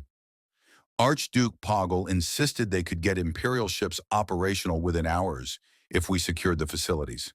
He seemed almost excited about the challenge." "Good. Once we control the shipyard, the real work begins." Vegeta turned from the viewport, his tail lashing with anticipation. "Bring us in slowly. Use the asteroid field for cover until we're in strike range. I want those Star Destroyers completely surprised when I arrive." The Tyrannical crept forward, using the rotating chunks of rock and ice as natural camouflage. Imperial scanning protocols were sophisticated, but they weren't designed to detect a single Star Destroyer among thousands of metallic asteroids. The gap in their defenses, the 3 disabled platforms creating a wedge of vulnerability, beckoned like an open wound. Aboard the Subjugator, Admiral Wylant reviewed supply manifests with the bored attention of a commander who hadn't seen real combat in years. Fondor was a fortress, one of the most heavily defended systems in the Empire. Rebel attacks were theoretical concerns, not practical threats. The day's most pressing crisis involved a delayed Tabana gas shipment that was backing up fighter production schedules. "Admiral, we're detecting an anomaly in Sector 77 Beta," his sensor officer reported, sounding more curious than alarmed. Could be a large asteroid, but the mass readings are unusual. Probably mining debris, Wylant replied dismissively. Tag it for cleanup crews and... The asteroid suddenly accelerated to impossible speeds, its surface shedding rock fragments to reveal the distinctive wedge shape of an Imperial Star Destroyer. The Tyrannical burst from cover like a predator abandoning stealth, all weapons firing in a devastating alpha strike that caught the subjugator completely off guard. Turbo laser batteries hammered into the subjugator's unprepared shields, overloading generators that hadn't been fully powered. Ion cannons followed, their blue lightning dancing across the hull and disabling weapon systems before they could return fire. The bridge shook violently as Admiral Wylant was thrown from his command chair. Return fire! All batteries, return fire! Get me fleet-wide communications. We're under attack. But Vegeta was already gone, launching from the Tyrannical's hangar like a golden missile. He crossed the distance to the subjugator in seconds, his Kai-enhanced senses tracking every weapon emplacement, every vulnerable point in the warship's armor. His fist struck the forward shield generator housing with pinpoint precision, the entire structure exploding in a cascade of secondary detonations. The three other Star Destroyers scrambled to respond, their crews rushing to battle stations as klaxons wailed throughout the vessels. But they'd been positioned for defensive coverage of the shipyard facilities, not for repelling a direct assault from within their own perimeter. The Retribution attempted to bring its port batteries to bear on the Tyrannical, only to discover that half its targeting systems had been quietly sabotaged by rebel agents over the past weeks. This is Admiral Wylant to all Imperial forces. We are under attack by a rogue Star Destroyer and an unidentified hostile. Engage with extreme prejudice. His voice cracked with panic as another explosion rocked the subjugator. Through the viewport, he could see a figure wreathed in golden energy tearing through his ship's external hull like a force of nature made flesh. Vegeta ripped open a breach directly into the subjugator's main reactor chamber, the heart of the vessel's power generation. The engineering crew inside screamed and fled as the Saiyan Prince descended into their domain like an avenging demon. He placed both hands against the primary reactor core, feeling the immense energy contained within its magnetic containment fields. Let's see how you like fighting without power, Vegeta muttered. His ki pulsed outward in a carefully controlled burst, not enough to cause a catastrophic detonation, but sufficient to disrupt the reactor's delicate equilibrium. The containment fields flickered and failed, emergency systems automatically triggering a reactor shutdown to prevent total annihilation. Throughout the subjugator, lights died. Gravity failed. Life support switched to emergency backup. The massive Star Destroyer became a drifting hulk in seconds, its weapons offline, its engines dead, its crew floating helplessly in zero-gravity corridors. Vegeta launched back into space, leaving the crippled warship behind. 1 down, 3 to go. The Iron Fist had managed to bring its weapons online, emerald turbo laser fire lancing across space toward both Vegeta and the Tyrannical. The Saiyan Prince accelerated directly into the barrage, his aura absorbing impacts that should have vaporized any organic being. He closed to point-blank range with the Star Destroyer's bridge tower, drawing both hands back as energy gathered between his palms. Final flash! The concentrated beam of golden energy erupted from Vegeta's hands with the force of a small sun. It struck the bridge tower dead center, punching completely through the reinforced structure and emerging from the opposite side. The entire command section exploded in a brilliant fireball, taking Admiral Herritt and his senior staff with it. Without command authority, the Iron Fist crew descended into chaos. Junior officers screamed conflicting orders. Gun crews fired wildly, as likely to hit their own ships as the enemy. Some sections attempted to evacuate, while others tried to maintain combat readiness. The warship became a bureaucratic nightmare in real time, paralyzed by the sudden decapitation of its leadership. The Tyrannical pressed its advantage, Montferrat coordinating the assault with the precision of a veteran commander who'd finally found a cause worth fighting for. Ion torpedoes disabled the Retribution's engine clusters, while turbo-laser fire methodically dismantled its weapon emplacements. The fourth Star Destroyer, the Vindicator, attempted a desperate ramming maneuver, its commander recognizing that conventional weapons were useless against this threat. Vegeta intercepted the Vindicator's charge, planting himself directly in front of the accelerating warship like an insect facing a freight train. His aura exploded to maximum intensity, golden light blazing so brilliantly it was visible from the planet's surface. The Star Destroyer's forward momentum met an immovable object, and physics bent to accommodate power that had no business existing. The Vindicator's bow crumpled like paper against Vegeta's outstretched hands. Metal screamed and buckled as the Cyan Prince actually stopped a 1 billion-ton warship through sheer force of will in key manipulation. Bulkheads collapsed. Hull plates tore free. The warship's spine fractured from the impossible stress, breaking the vessel nearly in half. Vegeta shoved the dying ship aside contemptuously, watching it tumble away trailing debris and atmosphere.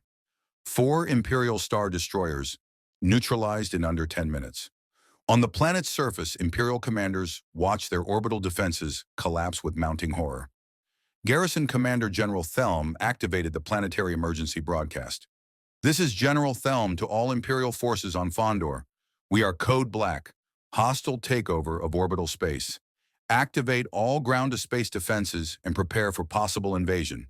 May the Empire protect us." But the Empire's protection was light years away, and the Cyan Prince was already turning his attention to the shipyard facilities. The Tyrannical maneuvered into docking position with the primary construction ring, extending its boarding tubes to create hard seals with the station's airlocks. Montferrat led the boarding parties personally, followed by squads of stormtroopers who'd chosen to remain with their renegade vessel. They met minimal resistance. The shipyard workers were technicians and engineers, not soldiers. "This is Admiral Montferrat of the Tyrannical," he broadcast on all frequencies throughout the station. "We are seizing control of these facilities. Any personnel who resist will be treated as combatants. Those who stand down and cooperate will not be harmed. You have my word as an Imperial officer, former Imperial officer." In the station's command center, shipyard director Obermos made a calculation that probably saved thousands of lives. His security forces numbered perhaps 300 armed guards against a fully armed Star Destroyer and whatever that golden glowing monster in space was. The math was simple. "All security personnel, stand down," Obermos ordered, his voice heavy with defeat. "Cooperate with the boarding parties. We're not soldiers. We build ships. We don't die for them." The Geonosian engineers swarmed into the shipyard with chittering excitement, their multifaceted eyes assessing the partially constructed vessels with professional interest. 3 Star Destroyers in various stages of completion, a dozen support cruisers, and most intriguingly, a prototype vessel that registered as something called a Interdictor-class Star Destroyer. Equipped with experimental gravity, well projectors designed to pull ships out of hyperspace, Archduke Poggle himself had accompanied the boarding parties, his interest in Imperial shipbuilding techniques overriding any concern for personal safety. "Impressive construction," he chittered, the protocol droid translating. "Crude in some ways, but the scale is magnificent. We can complete these vessels. 2 weeks for the Star Destroyers, perhaps 3 for the Interdictor. It will require constant work, but the hive does not sleep." Vegeta floated outside the shipyard, surveying his conquest with satisfaction. 5 Star Destroyers, 4 captured or disabled, 1 already his, plus whatever he could salvage from the shipyard. In a single engagement, he'd multiplied his fleet strength and dealt the Empire a devastating blow to their ship production capacity. His scouter chirped urgently. Multiple hyperspace signatures incoming, massive ones. The Empire's response fleet had arrived far faster than anticipated. Vegeta's display showed 8 Star Destroyers emerging from hyperspace at the system's edge, along with a Super Star Destroyer that dwarfed even those massive vessels. And at the center of that formation, in that command ship, Vegeta sensed a familiar presence. Dark, cold, absolutely focused. Darth Vader had come for round 3. "Admiral," Vegeta transmitted back to the Tyrannical, "how long until those new Star Destroyers are spaceworthy?" "Weeks at minimum," Montferrat replied, tension evident in his voice. "We can't fight that fleet. We need to evacuate and jump to hyperspace before—" "No!"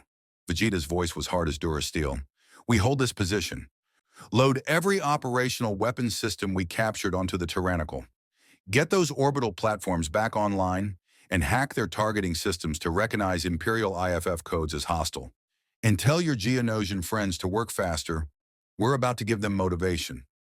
Vegeta, we cannot win a fleet engagement against a superstar destroyer. That ship alone carries more firepower than everything we have combined. Then I guess I'll have to even the odds.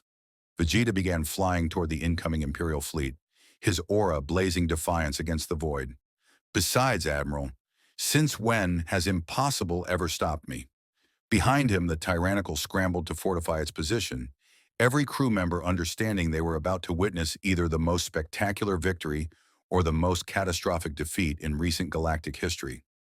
And aboard the superstar destroyer Executor, Darth Vader stood in the meditation chamber, his hands clenched into fists that creaked the leather of his gloves. The Saiyan had humiliated him twice, had stolen Imperial assets, had made a mockery of the Empire's strength. No more. This time, one of them would die. The void between the shipyard and the incoming Imperial fleet became Vegeta's battlefield.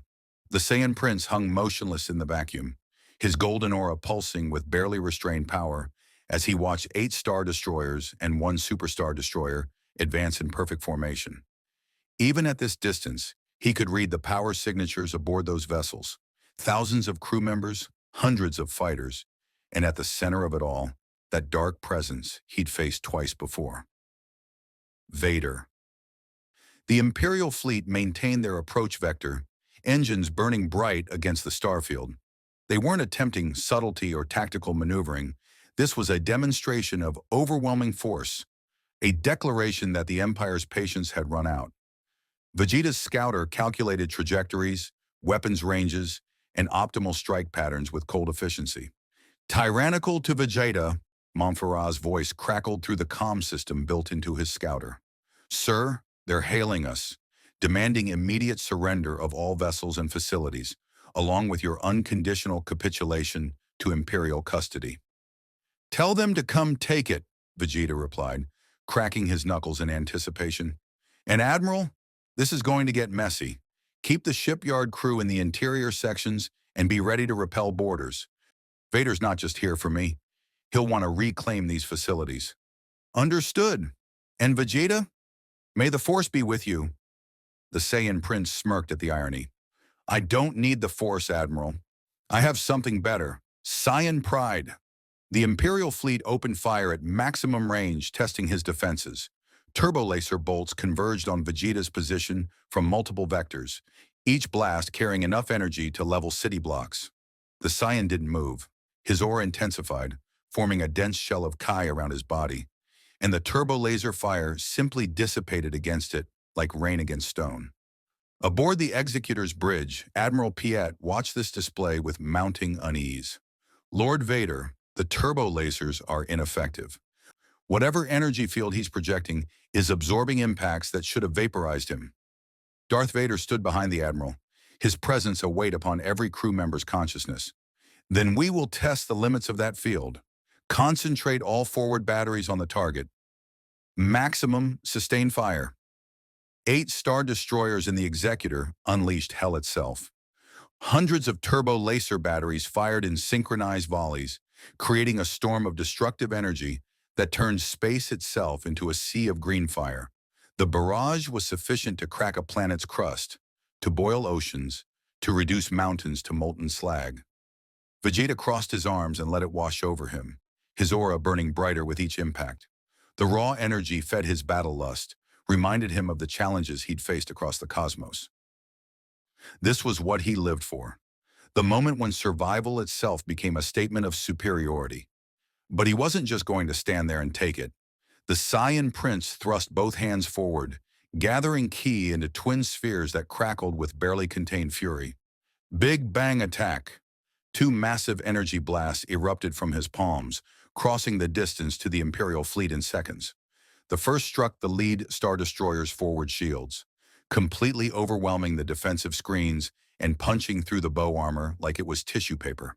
The beam continued through the ship's interior, carving a path of destruction that erupted from the stern in a geyser of atmosphere and debris.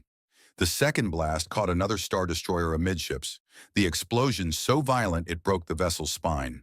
The warship folded in on itself, secondary detonations rippling through its frame as magazines and fuel stores ignited. Within seconds, the kilometer-long warship was reduced to an expanding cloud of wreckage. 2 Star Destroyers destroyed, 6 remaining, plus the Executor.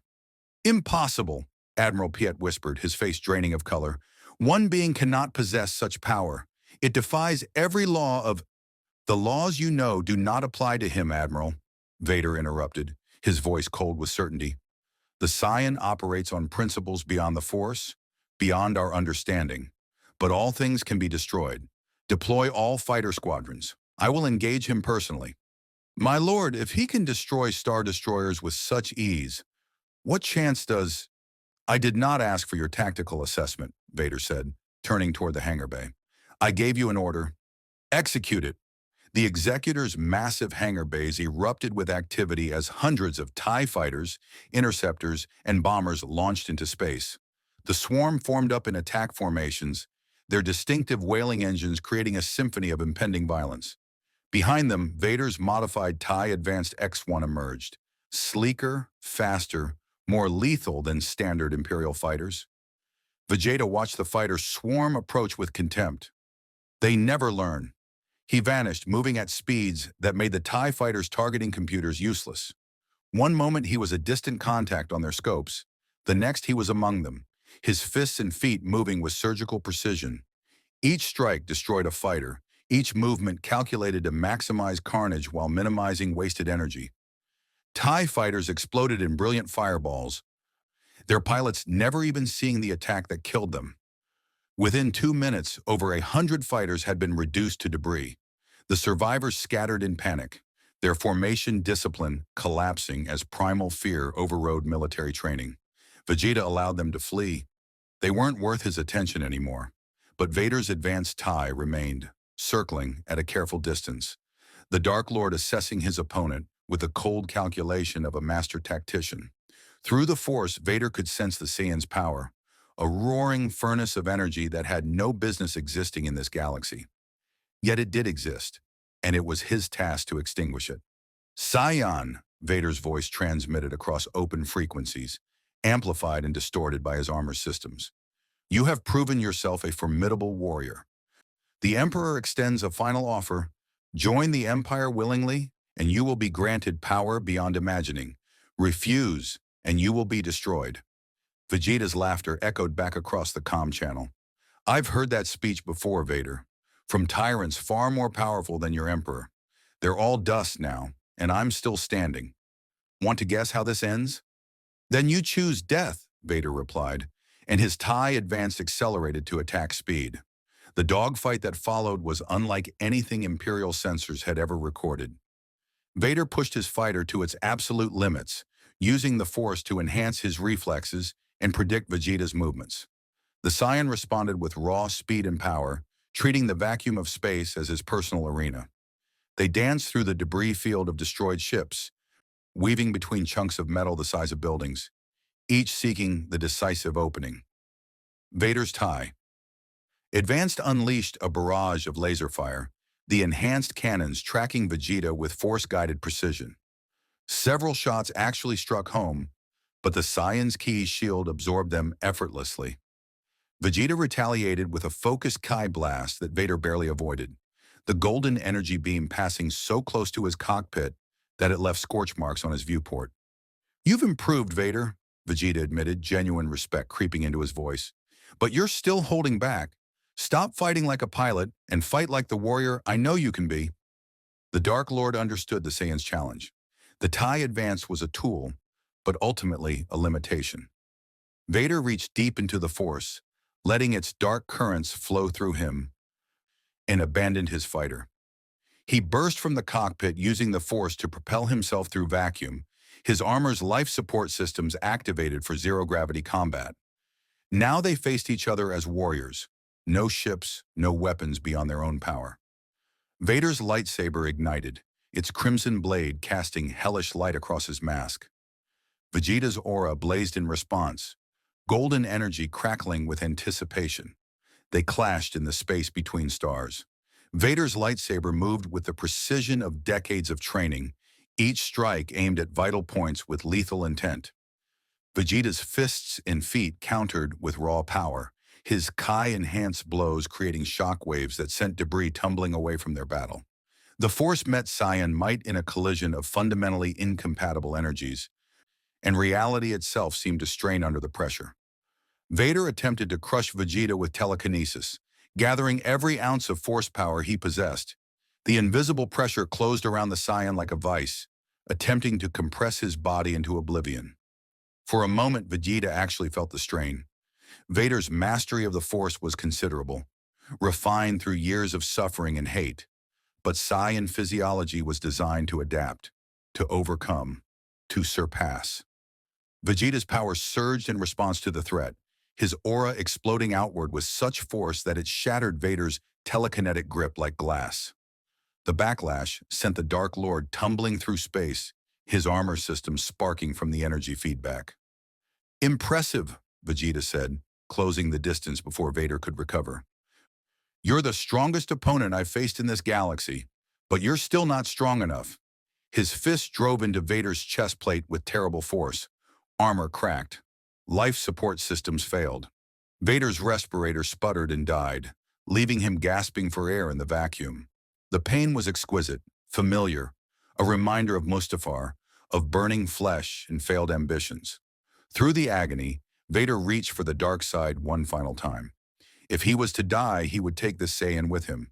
The Force answered his call with apocalyptic fury, dark side energy manifesting as purple lightning that erupted from his hands with the intensity of a solar flare.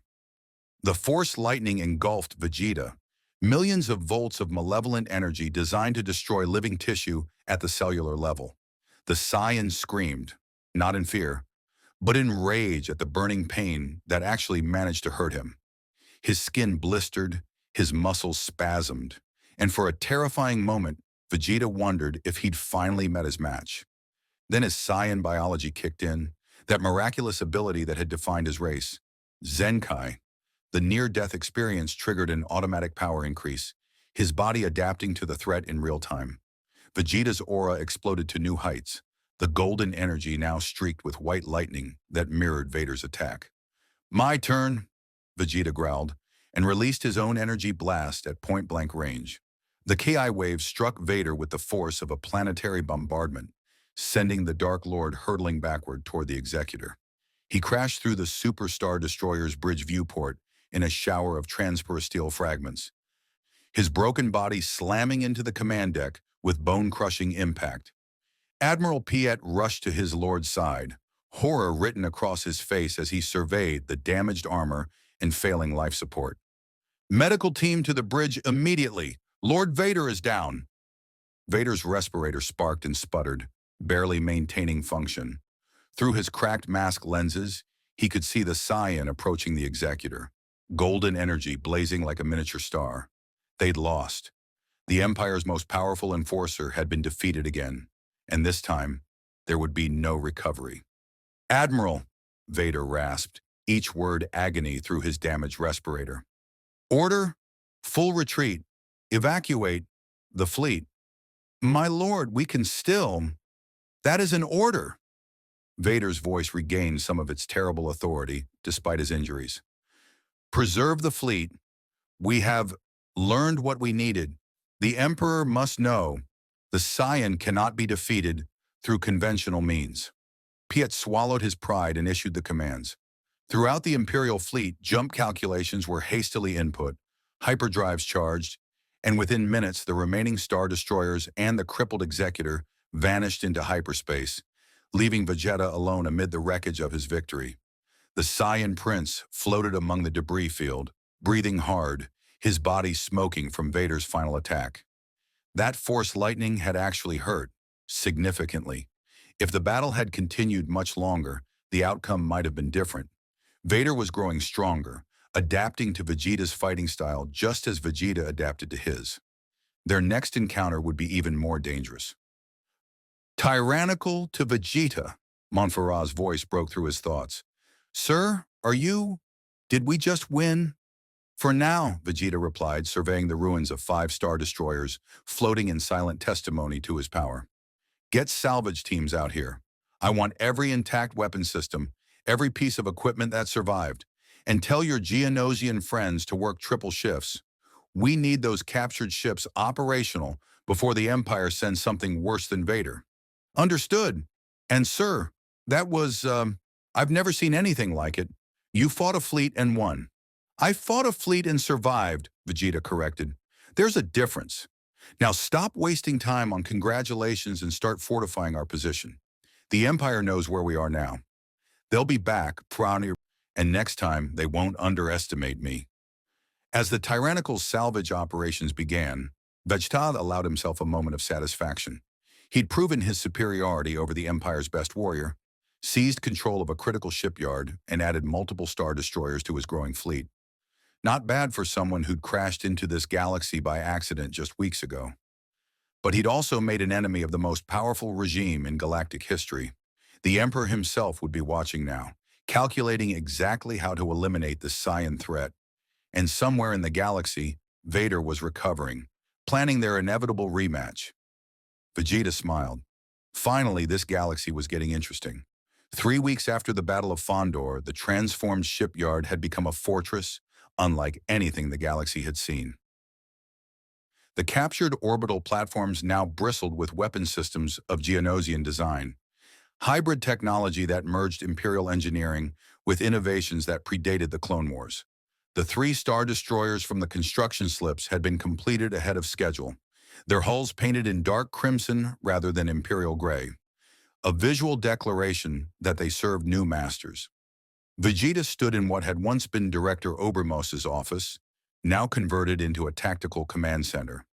Holographic displays showed star charts of the surrounding sectors, marked with red indicators for Imperial strongholds and blue for potential targets. Admiral Montferrat stood beside him, along with a figure that would have shocked anyone familiar with Imperial hierarchy, Director Obermos himself, who'd chosen pragmatic survival over loyalty to an empire that had never valued his expertise. The Bothan spies came through, Obermos reported, highlighting a system on the holographic display. The Empire is consolidating their Outer Rim fleet at Sullust. 15 Star Destroyers, support vessels, and command staff. They're planning a coordinated strike to retake Fondor and eliminate our forces. 15, Vegeta mused, his tail swishing thoughtfully. They're learning. Not enough to guarantee victory, but enough to make it costly for me. What else? Intelligence suggests Darth Vader is no longer in command, Montferrat added, pulling up a classified Imperial communique that rebel agents had intercepted. He's been recalled to Coruscant, presumably for repairs after your last encounter.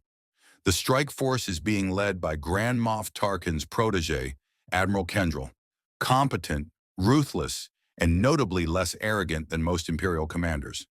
Vegeta studied the tactical display with the focus that had kept him alive through countless battles. 15 Star Destroyers represented a significant investment of Imperial resources, more than enough to retake the shipyard if they achieved surprise. But surprise was a luxury they no longer possessed, and the Saiyan Prince had spent 3 weeks turning Fondor into a killbox. Let them come, Vegeta decided. We've got 4 operational Star Destroyers now, plus the orbital defenses and whatever surprises the Geonosians have cooked up. But I want to hit them before they reach Fondor. Obermos, where's their staging point? Sullust, as I mentioned. They're using the volcanic planet's sensor interference to mask their fleet buildup. Standard Imperial doctrine, gather strength away from prying eyes, then strike decisively. Then we strike first. Vegeta's grin was predatory. Take the Tyrannical and one of the new destroyers. Pick your best crew. I'll meet you at Sullust with a welcoming committee they won't forget. Sir, that's just 2 Star Destroyers against 15, Obermos protested, his engineer's mind recoiling from such unfavorable odds.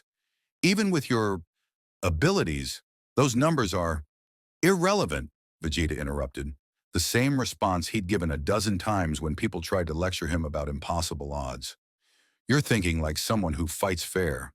I'm going to hit them while they're refueling, rearming, and completely unprepared.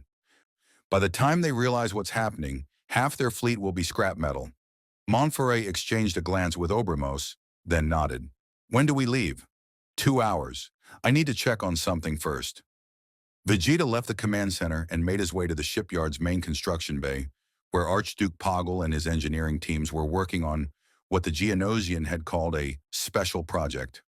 The bay doors opened to reveal something that made even the Saiyan Prince pause, a heavily modified Interdictor-class Star Destroyer, but this one bore modifications that went far beyond Imperial specifications. Poggle chittered excitedly as Vegeta approached, the protocol droid struggling to keep up with the rapid-fire technical explanations. Prince Vegeta, we have completed the modifications you requested. The gravity well projectors have been recalibrated to generate fields 3 times more powerful than standard Imperial designs. Additionally, we've reinforced the hull with Beskar plating, acquired from your Mandalorian contacts, and installed prototype shield generators that... Will it work? Vegeta cut through the technical jargon. It will function precisely as designed, Poggle replied, his tone managing to convey offense despite the insectoid clicks and translation delay. The Hive does not create flawed work. This vessel will trap any ship attempting to flee into hyperspace within a radius of 15,000 kilometers. Nothing escapes once the field activates. Good. Vegeta ran his hand along the dark hull plating, feeling the quality of the work. What's its designation?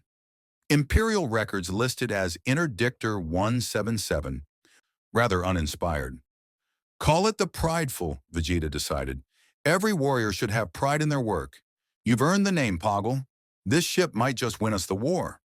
The Geonosian's mandibles clicked in what Vegeta had learned to recognize as pleasure. You honor the Hive, Prince Vegeta. We will ensure it serves you well.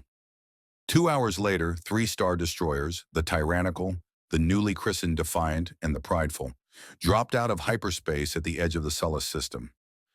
Vegeta stood on the Tyrannical's bridge, his enhanced senses already detecting the massive Imperial fleet clustered around the volcanic planet's orbital facilities. Count? He asked. 16 Star Destroyers, not 15, the sensor officer reported, plus cargo vessels, fuel tankers, and supply ships. They're in the middle of fleet operations, weapons offline for maintenance, shields running at minimal power while they recharge capacitors. They're completely vulnerable. Admiral Kendrell is efficient but predictable, Montferrat observed. He's following standard Imperial logistics doctrine to the letter. That makes him easier to anticipate. Then let's teach him why predictability gets you killed. Vegeta activated the ship-wide comm. All hands, battle stations, gunnery crews, target the Star Destroyer's engine sections first. I want them trapped here.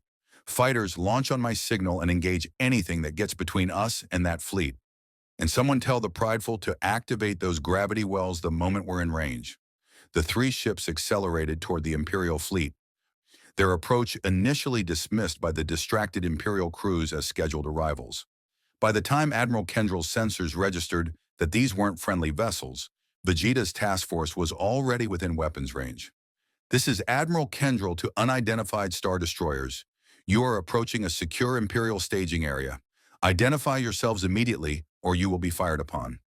Vegeta activated the comm himself, his voice carrying absolute confidence. This is Vegeta, Prince of all Saiyans. You've made a fatal tactical error, Admiral. You gathered your fleet in one location, assuming it made you safer. It just makes my job easier. The Saiyan, Kendrell breathed, recognition and calculation flashing across his features. He was a competent officer, promoted on merit rather than political connections, which meant he understood immediately how badly he'd miscalculated. All ships, battle stations, activate weapon systems and shields immediately. Launch all fighters and... The Prideful's gravity well projectors activated, and every hyperspace route within 15,000 kilometers simply ceased to exist. The Imperial fleet was trapped, unable to flee, forced to fight or die where they floated. Panic rippled through the Imperial crews as they realized the trap had been sprung on them, not their intended target. Fire, Vegeta commanded calmly. The Tyrannical and Defiant unleashed synchronized volleys, their turbo lasers hammering into the unprepared Imperial vessels. Engine sections exploded. Shield generators that were running at minimal power overloaded and failed. 3 Star Destroyers were crippled in the opening salvo, their crews scrambling desperately to activate weapon systems that required minutes to fully power up. Vegeta launched himself from the hangar, his aura blazing as he entered the battle personally. He'd learned from Fondor, let the Star Destroyers handle ship-to-ship combat while he focused on high-value targets. The Saiyan Prince accelerated toward the Imperial flagship, Admiral Kendrill's command ship, the Inexorable Justice.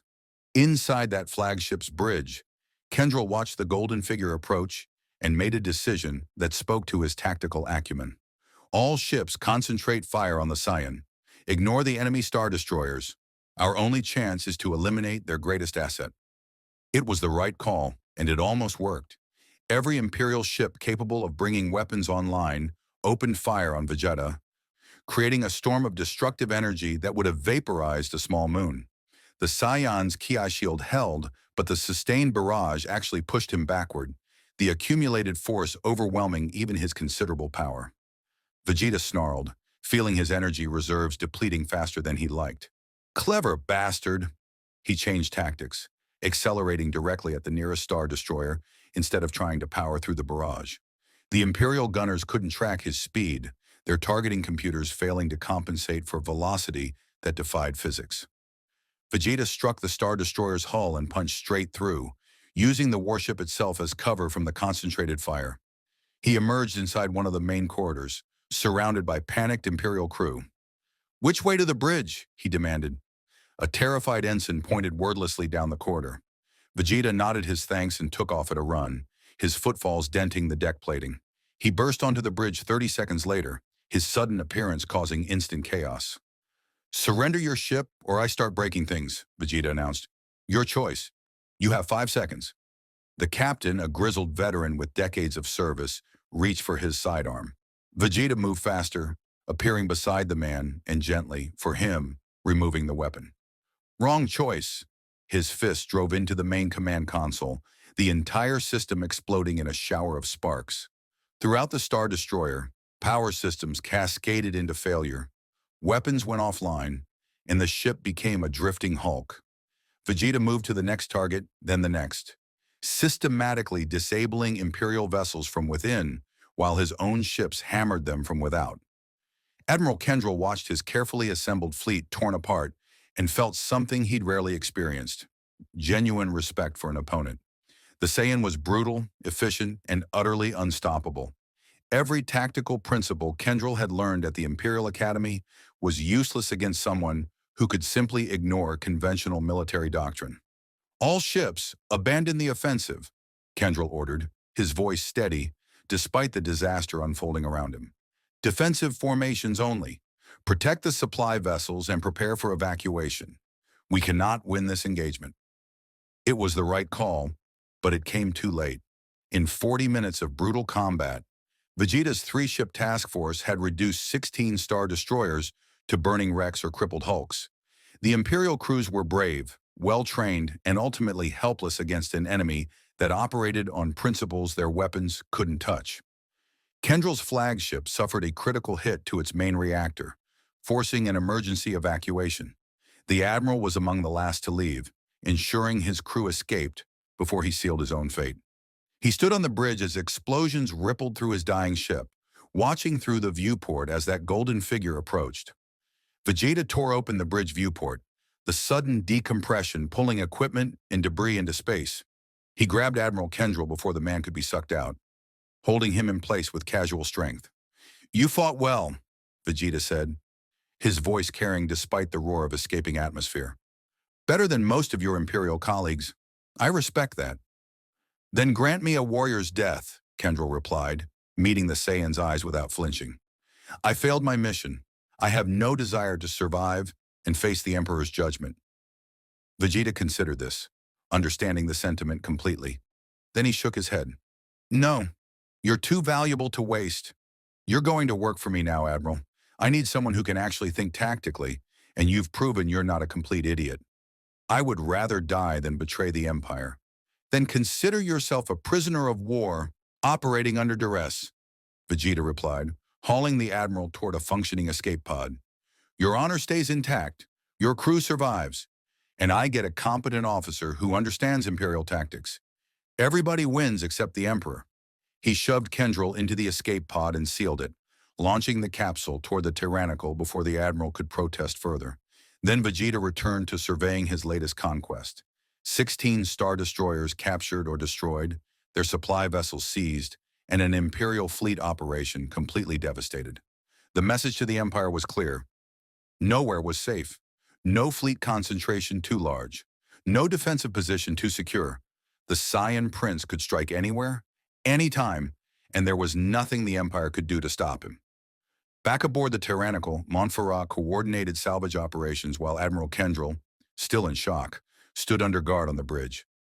The former Imperial officer watched Vegeta return through the hangar, his expression unreadable. "You've just made the Empire's most wanted list," Kendrell said quietly. "The Emperor will dedicate unlimited resources to destroying you. You understand that?" "Good," Vegeta replied, collapsing into the captain's chair, with the exhaustion of sustained combat finally catching up to him.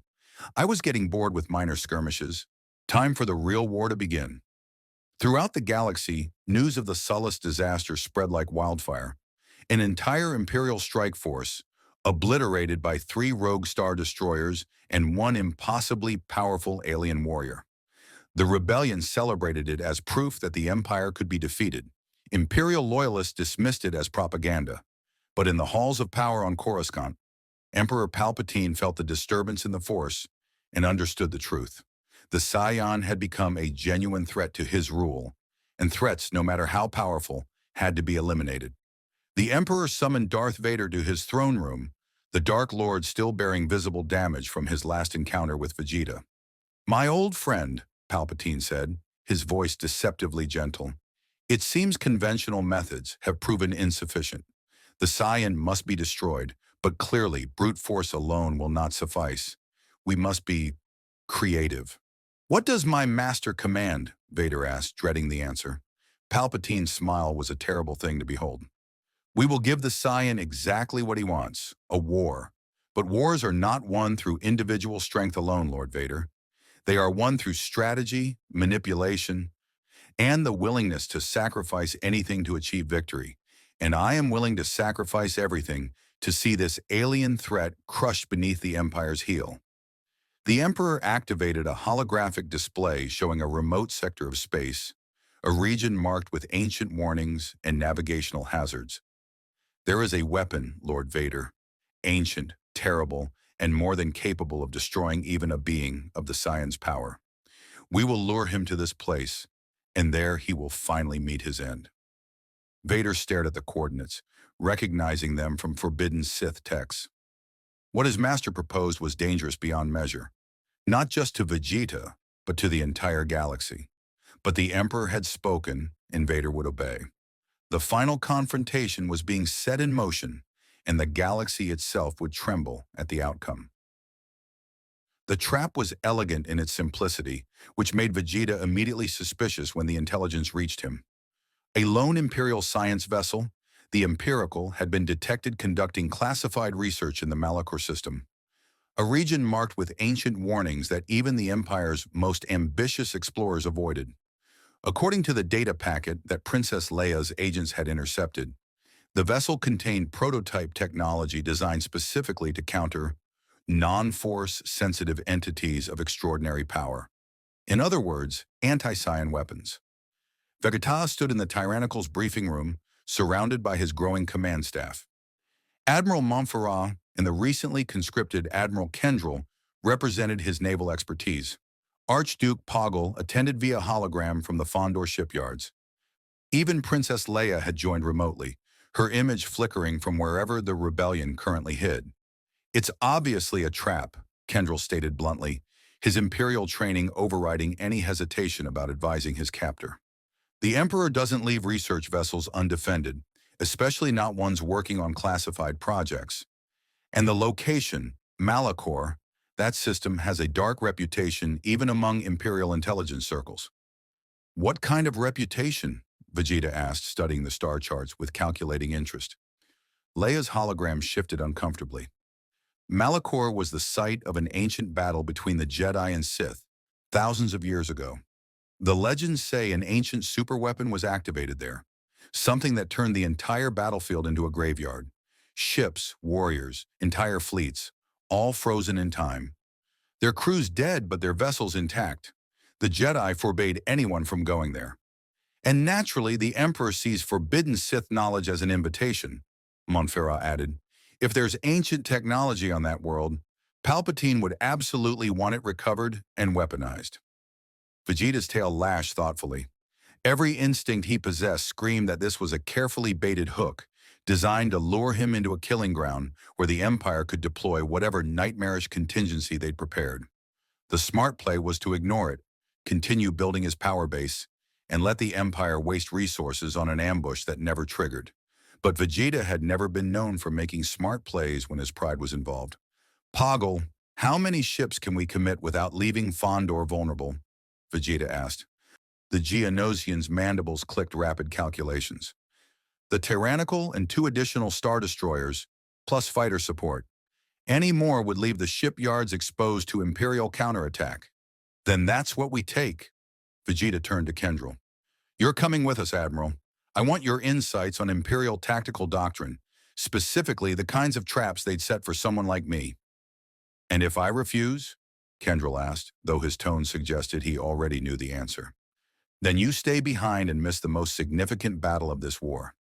Vegeta's grin was sharp. Your choice, prison cell or command bridge. Which sounds more appealing? Kendril straightened his uniform, a ghost of his old pride flickering across his features.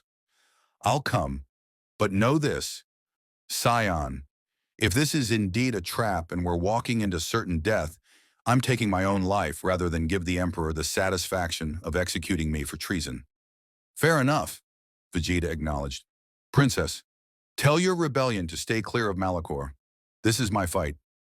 We weren't planning to interfere, Leia replied carefully, though I'd recommend extreme caution. If the Emperor has gone to these lengths to lure you into a trap, he's confident he can kill you. That should concern you. It does, Vegeta admitted, surprising everyone with his honesty. But I didn't survive this long by playing it safe. Sometimes you have to walk into the trap and break it from the inside. 3 days later, the Tyrannical emerged from hyperspace at the edge of the Malachor system, accompanied by the Star Destroyers Defiant and Vindicator, the latter a captured vessel that Geonosian engineers had restored to full functionality. The sight that greeted them was both magnificent and deeply unsettling. Malachor Five hung in space like a wound in reality, its surface covered in jagged black structures that seemed to absorb light rather than reflect it. But more striking was the debris field that surrounded the planet. Ancient warships locked in eternal combat, their hulls intact, but their crews long since turned to dust. Jedi cruisers and Sith battleships, frozen in the moment of their mutual destruction, a testament to a war that had ended millennia ago. Sensors are reading multiple anomalies, the Tyrannical science officer reported, his voice uneasy. Energy signatures that don't match any known technology. And there's something else, a presence. It's affecting the crew. Several personnel are reporting feelings of dread, whispers they can't quite understand. The dark side is strong here, Admiral Kendril said quietly, surprising Vegeta with his knowledge of Force-related matters. Imperial doctrine teaches officers to recognize Force phenomena. This system radiates malevolence so intense, even non-sensitives can feel it. Vegeta could sense it too, though not through the Force. His warrior instincts detected the wrongness of this place, the way reality itself seemed corrupted by whatever ancient catastrophe had occurred here. It felt similar to the deadest zones he'd encountered in his universe, places where so much violence had occurred that the very fabric of space had been scarred. There, Montferrat pointed at the tactical display. The Empirical, holding station above one of those ancient structures. The Imperial science vessel was exactly where the intelligence had indicated, a sleek Corvette-sized ship conducting what appeared to be active scanning operations over a massive temple-like structure on Malachor's surface. Too obvious. Too convenient. Life signs aboard? Vegeta asked. Scanning, approximately 50 crew members, standard complement for a vessel that size.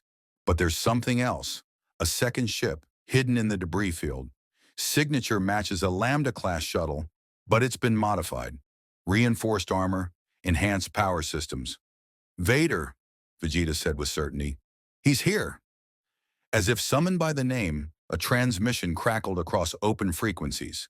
The Dark Lord's distinctive breathing preceded his words. Prince Vegeta, you accepted our invitation. I confess, I thought you might demonstrate uncharacteristic caution. Where's the fun in that? Vegeta replied, settling into the command chair. Let's stop dancing around this, Vader. You and your Emperor want me dead. I want to prove that your empire is just another paper tiger waiting to be torn apart. So here we are. Are we fighting or are we talking? We are concluding, Vader answered. You have proven yourself a formidable opponent, Saiyan. In another time, another circumstance, you might have been an ally, but you threatened the order the Emperor has imposed upon this galaxy. That cannot be tolerated. Then come kill me yourself, Vegeta challenged. No traps, no super weapons, no Imperial reinforcements. Just you, me, and whoever's left standing when the smoke clears. There was a long pause before Vader responded. You honor the warrior's code, even if you serve no cause beyond your own pride. Very well, I will grant you single combat, Saiyan, but know that I do not come alone. I bring with me the power of the dark side itself, channeled through an artifact that has ended gods. Vader's shuttle emerged from the debris field, descending toward the surface temple. Vegeta watched it land, then turned to his command staff. Montferrat, you have tactical command. If the Empire tries anything, reinforcements, orbital bombardment, literally anything that looks like they're breaking the terms of single combat, destroy the Imperial and jump to hyperspace. Don't wait for me. Sir, if you're walking into a trap, then I'll break out of it or die trying, Vegeta interrupted. Either way, the fleet survives. That's an order, Admiral. He left the bridge before anyone could argue further, making his way to the hangar where a shuttle waited. As he boarded, he found an unexpected passenger, Admiral Kendrell, wearing a pressure suit and carrying a recording device. What are you doing here? Vegeta demanded. Someone needs to document what happens down there, Kendrell replied calmly. If you defeat Lord Vader, the galaxy needs to see it. If you fail, well, at least there will be a record of how the Saiyan Prince died. Vegeta considered ordering him off the shuttle, then shrugged. Fine, but stay out of the way. If Vader decides to kill witnesses, I'm not protecting you. I wouldn't expect you to, Kendrell said, securing himself in the passenger seat. The shuttle descended through Malachor's atmosphere, passing through clouds of ash and debris that had hung in the air for thousands of years. The temple structure grew larger as they approached. A massive pyramid of black stone covered in ancient Sith inscriptions, its peak crowned with a crystalline structure that pulsed with sickly red light. They landed beside Vader's shuttle, and Vegeta emerged into the toxic atmosphere, his Kai shield protecting him from the poisonous air. Kendrell followed, his pressure suit sealing with a hiss. The temple entrance yawned before them, a portal into darkness that seemed to swallow light itself. Vader waited inside, standing before a raised platform at the temple's heart. In his hands, he held a holocron, a pyramidal device that glowed with malevolent energy. Around him, the air itself seemed to writhe with dark side power, drawn from the temple's ancient resonance and channeled through the artifact. The Sith holocron of Malachor, Vader announced, his voice amplified by the chamber's acoustics.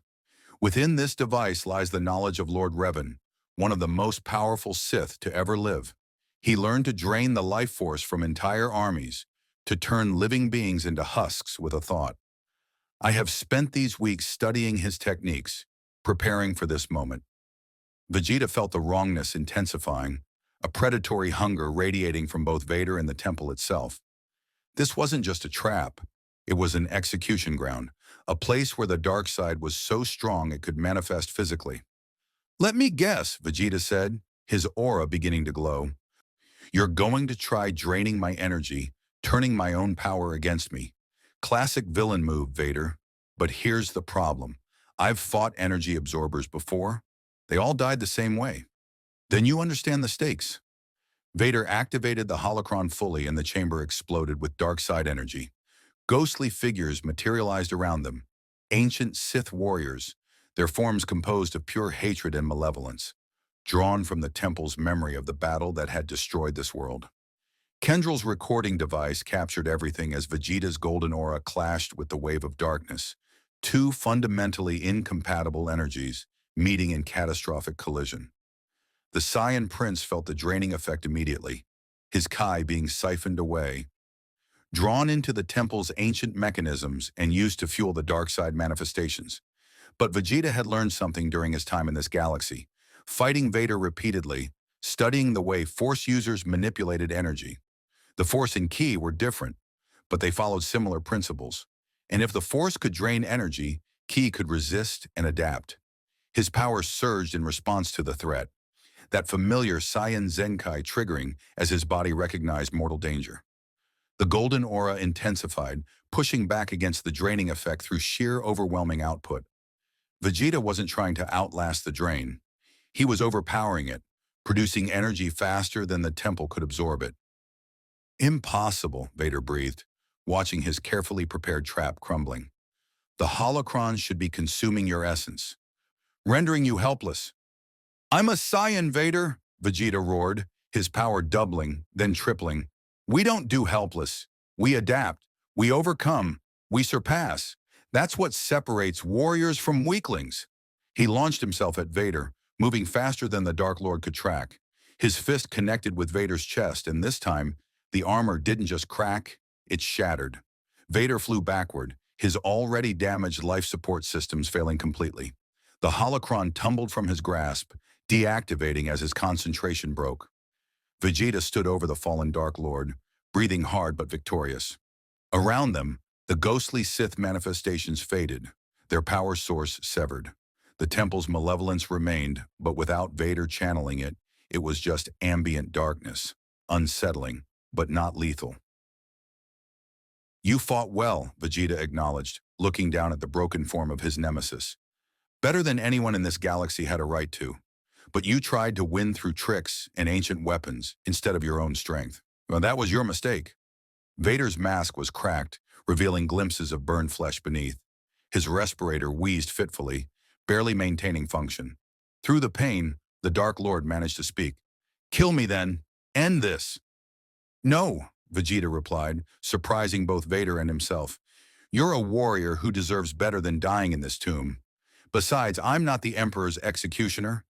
You want to die, Vader? Live long enough to see the empire you built crumble. That's a far better punishment. He turned away, gesturing for Kendril to follow. The Admiral had captured everything. The battle, the defeat, Vegeta's final words. This recording would spread across the galaxy, showing that even Darth Vader, the Empire's most feared enforcer, had fallen before the Saiyan Prince.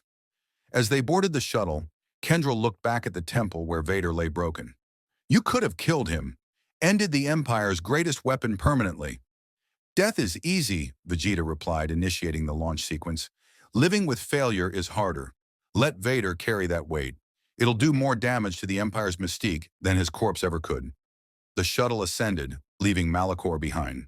Hours later, Imperial rescue teams would arrive to retrieve Lord Vader, finding him barely alive amid the ruins of his final plan. The Emperor's rage would be terrible, but impotent. The Saiyan had once again proven himself beyond conventional means of elimination. Back aboard the Tyrannical, Vegeta addressed his assembled forces, former Imperial officers, Geonosian engineers, rebel sympathizers, and mercenaries who joined his growing faction. They represented a microcosm of the galaxy, united not by ideology, but by pragmatic recognition that the Saiyan Prince offered something the Empire never could. Respect for competence and reward for loyalty. We've won another battle, Vegeta announced, his voice carrying across the hangar bay where the assembly had gathered. Vader is defeated. The Empire's trap has been turned against them. But this war isn't over. Not by a long shot. The Emperor will send new threats, new fleets, new weapons designed to destroy what we've built. And we will defeat them all, because we have something the Empire doesn't. He paused, looking out across the assembled faces. We have purpose beyond serving a tyrant's ego. Every one of you chose to be here, chose to fight for something more than blind obedience. That makes you worth 1,000 conscripted Imperial soldiers. So here's what comes next. We continue building. We take more systems, liberate more shipyards, grow our fleet until the Empire can't ignore us. And when they finally commit everything to destroying us, we'll be ready, Because I'm not just fighting to survive anymore. Vegeta's grin was fierce and utterly confident. I'm fighting to win. The assembled forces erupted in cheers, a sound that would have been impossible weeks ago, imperial discipline forbidding such displays. But they weren't imperial anymore. They were something new, forged in the crucible of Vegeta's rebellion. And across the galaxy, in the Emperor's throne room on Coruscant, Palpatine watched Kendrill's recording and felt something he hadn't experienced in decades. Genuine uncertainty about the future. The Scion had defeated every trap, overcome every weapon, turned every plan against its creators. Perhaps, said the Emperor mused to the empty throne room, it is time to consider alternative strategies. The dark side whispered possibilities, schemes within schemes, manipulations that would take years to bear fruit. The Emperor smiled, his patience as infinite as his ambition. The war was far from over. It had only just begun.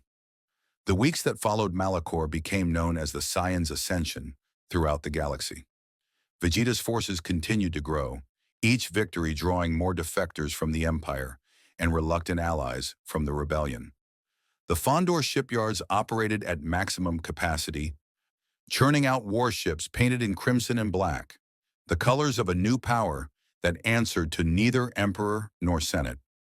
Admiral Kendrill's recording spread like wildfire through the holonet, despite the Empire's best efforts to suppress it.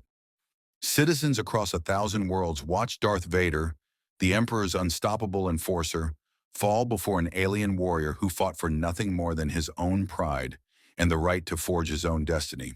To some, it was propaganda. To others, it was hope made manifest. Princess Leia's rebellion maintained their tentative alliance with Vegeta's forces, though tensions remained. The Saiyan prince had no interest in democracy or freedom. He wanted power, territory, and worthy opponents to test himself against. But in a galaxy where the enemy of one's enemy could be a valuable asset, the arrangement held. On Coruscant, Emperor Palpatine began implementing long-term contingencies, manipulations that would take years to mature. The Scion was too powerful for direct confrontation, too adaptable for conventional weapons.